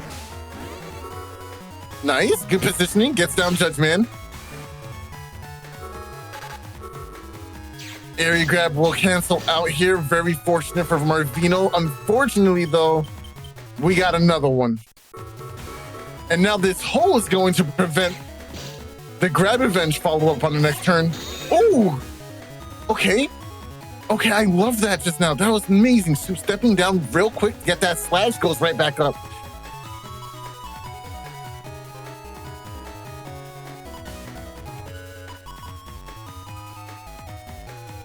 This hand is crazy. This hand is insane right now. That's a turn 2 Giga Chip. This game could be over. There are holes there, though. Yeah, you don't want to go for the... I mean, the thing is, we do now have slow gauge in effect. So, like, the holes would actually be repaired by the end of the turn. Get rid of statue with Gundel Soul 3. Gundel Soul doesn't remove objects in 6, only in 4 and 5. So I'm pretty sure that Gundel Soul would do nothing to the Guardian. Nice. Good sequence here. Just waiting out the rest. Oh boy. Oh boy. Oh. No! No! That's not fair! That's not fair, Marvino! I'm so sorry! That's not fair! Wow! Not a single game has Marvino had where he got the value that he wanted out of that aura head. Wow.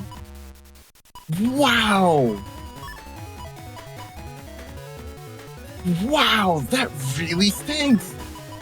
I have nothing else to say. This is showcasing... Oh, I'm sorry. Go ahead. I mean, at least we did get to see Aura Head do some good stuff in the Josue match. But, yeah, Marvino has just kind of been getting robbed on their Aura Heads. This isn't right. This isn't right. It's not fair. Marvino, I'm so sorry. Marvino, I am so sorry, bro. That's not your fault. You're still a hero to me. You're my hero, Marvino. GG to Soup, but you're my hero, Marvino. We love Marvino. For sure. That wasn't right.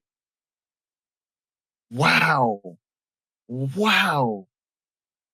Soup, that was crazy. That was pretty good. That was pretty.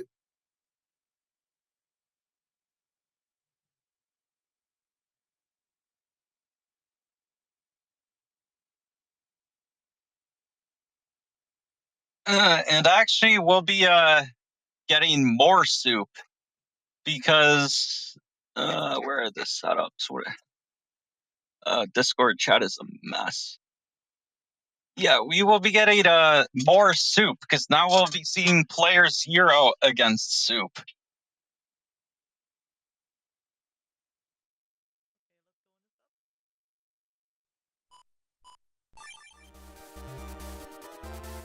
So you know that after what happened in his match against Soren, playerzero is going to come back with a vengeance.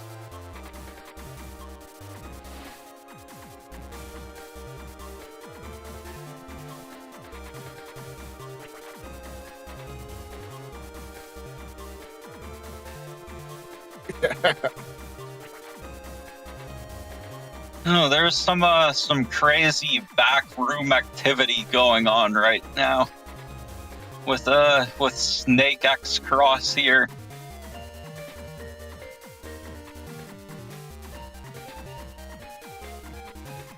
Anyways, getting into these setups. So they actually, I believe, have the same cust here, just with a different orientation. Well, and playerzero does have that, did drop that 100 HP for the speed max.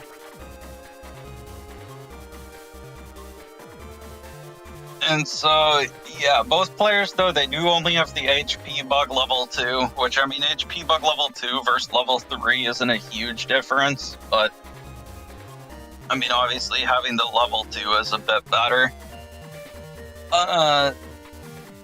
They both have the Gundel Force. Soup does have the What Woes.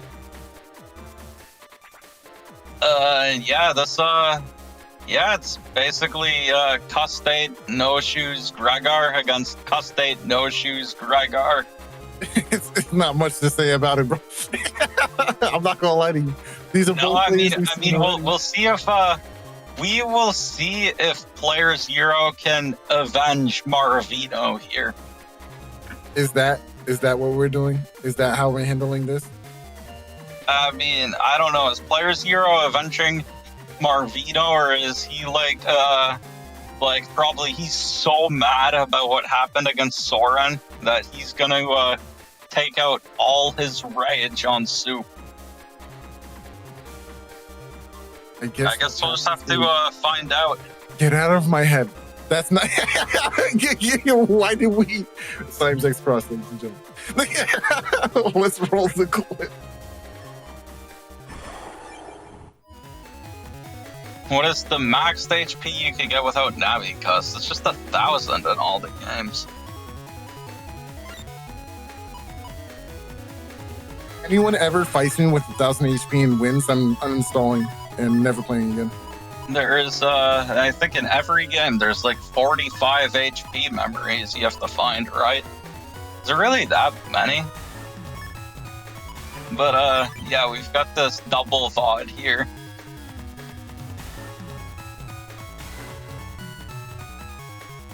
And it looks like both players are going for /cross. Uvu in chat. Well, time to beat Soul with 1,000 HP. Oh man. Yo, I mean, Soul is a madman, you guys. Soul figured out this like crazy humor cuss. Like, I don't know if you guys want that smoke from Soul. That's so true. Oh, this is a precarious situation for our dear friend Soup here. But, I mean, they both have slash, so it's not as bad, right? And there are area grabs in hand. Oh, wait, no. That's not Soup. That's PC. Wow, look at me. Yeah, there's playerzero on the left. Yeah. And look at this hand. He's got 3 area grabs. So, meanwhile, Soup has a bit more of a balanced hand, I would say, a better hand. He's already got Life Aura and Gundel Force. But it looks like this is kind of a weird hand. Going for the Tomahawk Man SP here is interesting. Meanwhile, playerzero going for his Recov.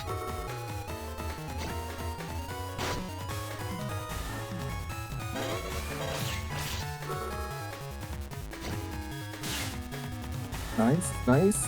Judgment coming down.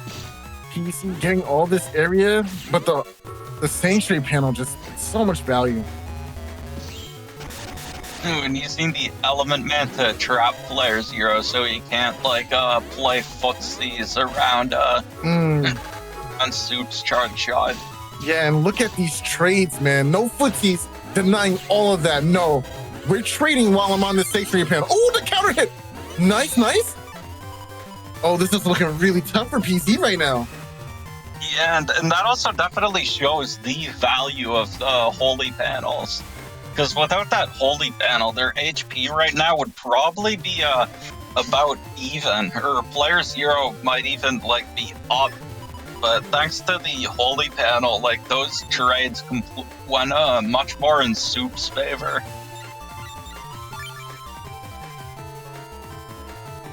Man, and this is the tech of the holy panel. This is why exactly you put it in your folder in the first place. I mean, this is your revolution. How do you feel to have started such a huge swing in the meta? Oh, with the Gregor holy panel? Gregor Holy Panel Chonk Cuss. It was definitely your play there in that tournament. I think it was Yumland, right? No, Yumland was where I had the, that was when I was using the Buster Cust with, get-ons in, B code. Oh, yeah. You're right. Oh, and that's not gonna do it. Wait, no! Oh, wow. Okay, yeah, that does do it. Yeah, Again, breaking first. Interesting.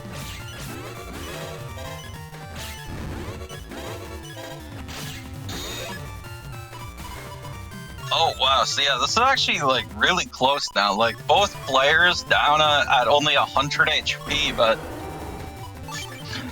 Soup, they could go for the Grab Revenge Gundel Force, they could go for Recovs. It looks like player 0 is going in with Life Aura, which actually Soup doesn't have any Wind Racks. Honestly, Actually, I think I'm Grab Revenging and immediately spamming out Colonel Force. And that should, oh no, wait, no, because you'll flash after the Grab Revenge. Oh, this is tough for Soup.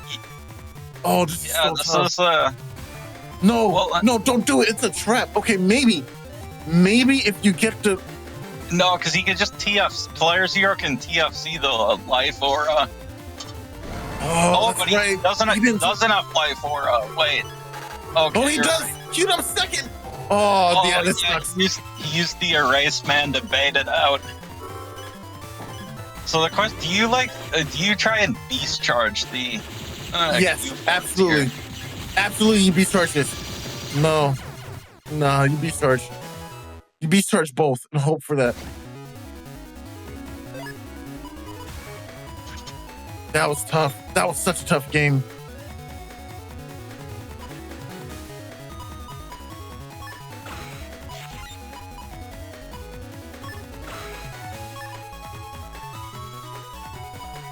Okay, going to the next round, starting off with Bug Fix in hand feels pretty nice for Soup.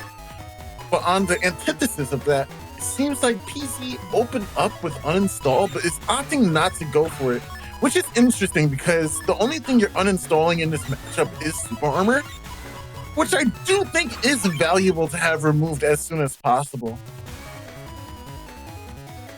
Yeah, because if they haven't popped Bug Fix yet, removing Super Armor lets you start ramping up the HP damage bug on them, and also like just being able to like flinch them is great for like when you're trying to trade charge shots.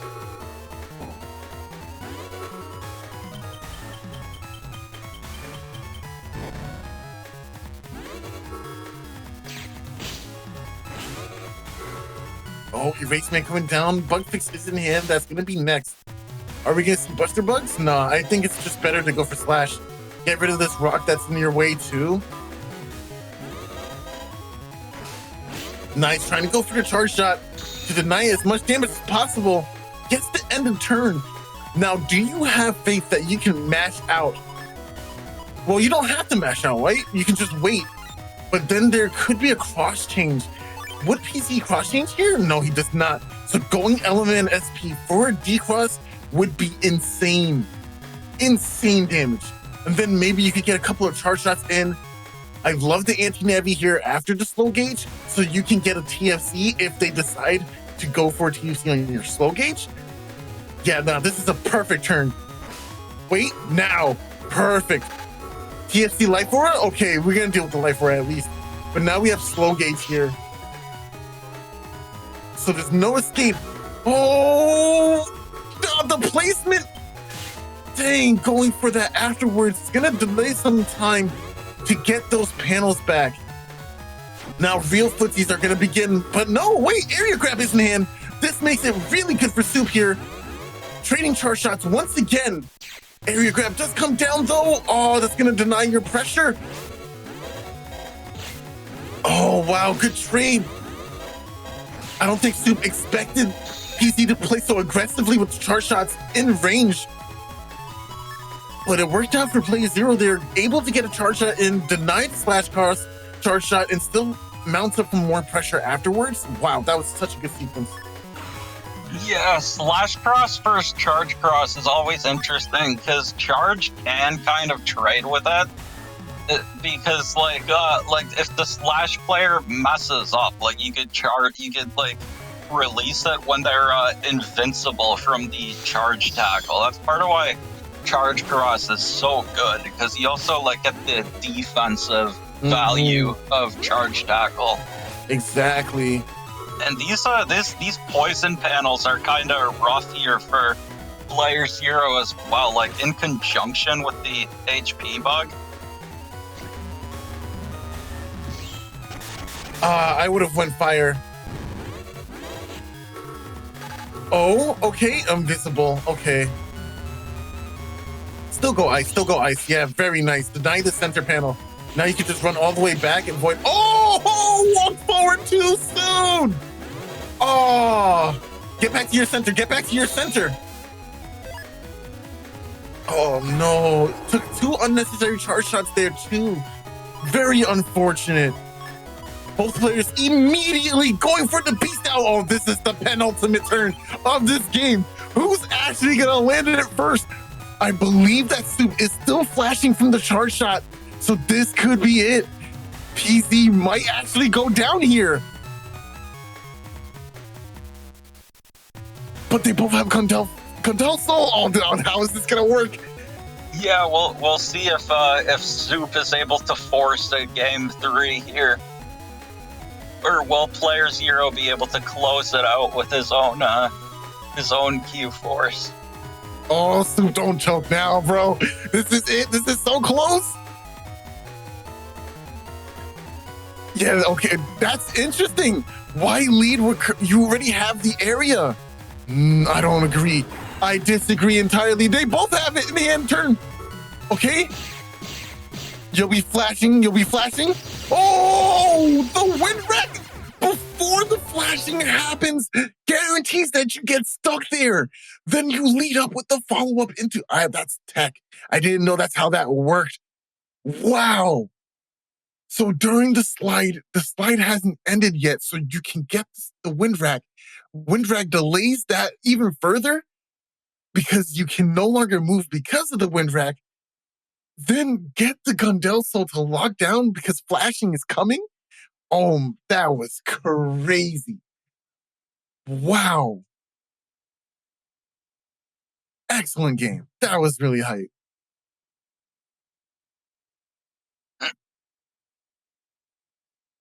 Wow. That was definitely a very well played match on both sides. But playerzero was able to take it with that grab revenge into Windrack with the Gundel Force. Oh, what's this? Iago posting some spice and strategies. I don't really like it. 1300 HP, not a fan.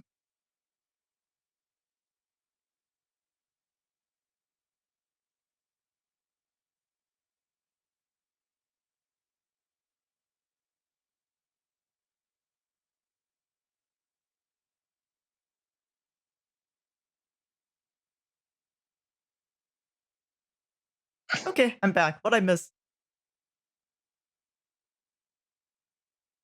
Just the end, just that final Q force turn. The double Q force turn. Oh, wow. Okay, I need to go back and watch that in that case. But yes. You probably shouldn't, because it will just make you hate playerzero more. True. I'm already emotionally prepared every time I see playerzero come up on stream. Are you though? You know, like when I play him in tournament, I actually put my hands up in the air and turn and look at Nerf. Like probably like a minute into the match every time.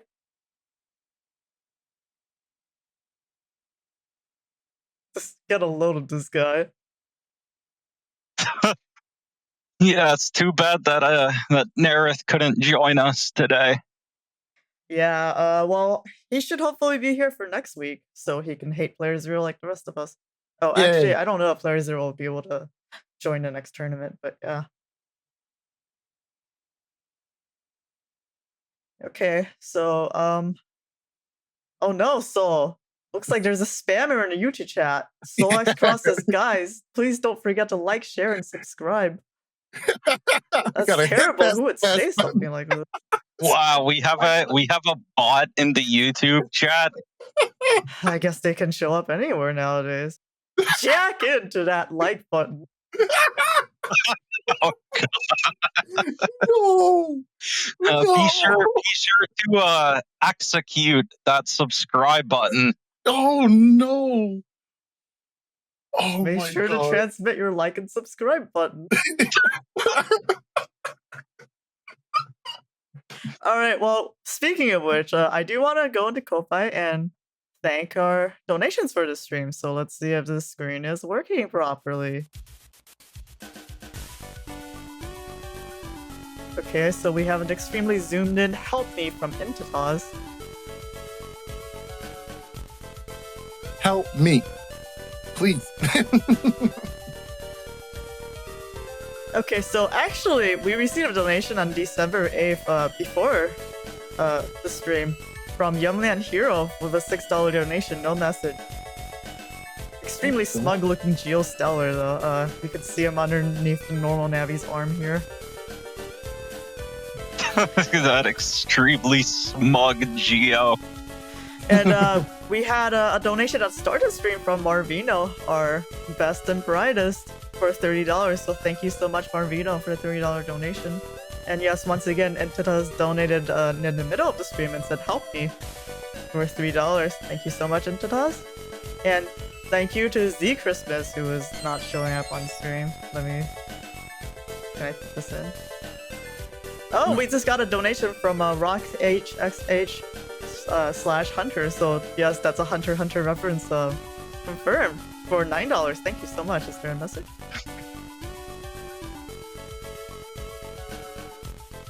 I just read Marvino's message and I just think Wakanda forever, so it's like N1GP forever.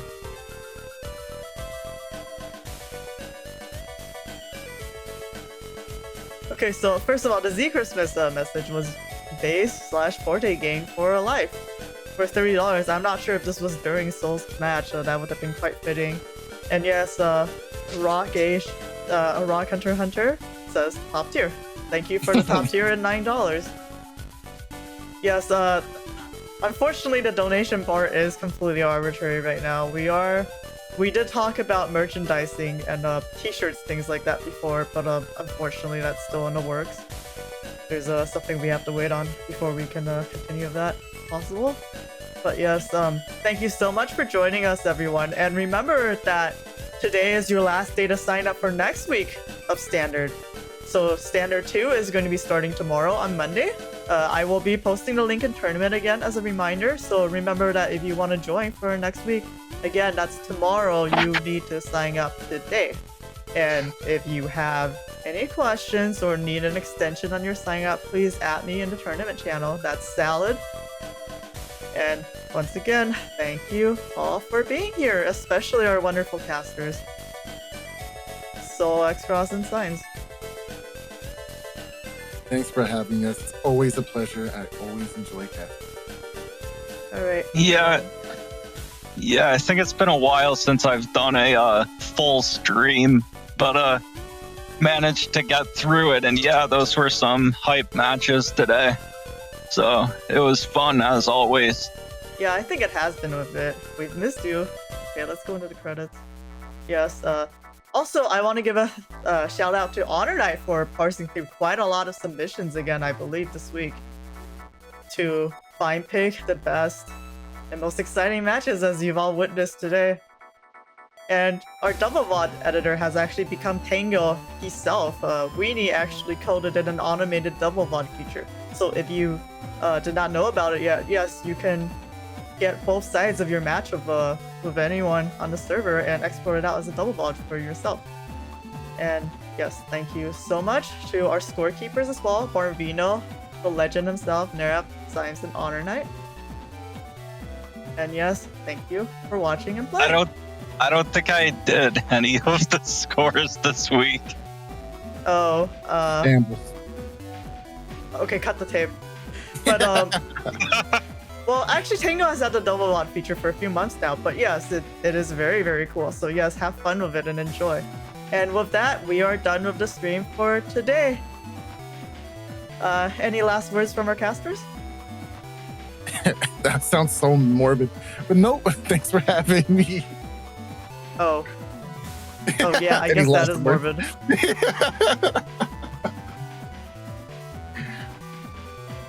It's okay. It's not your last day. You still got plenty of Greggy time left.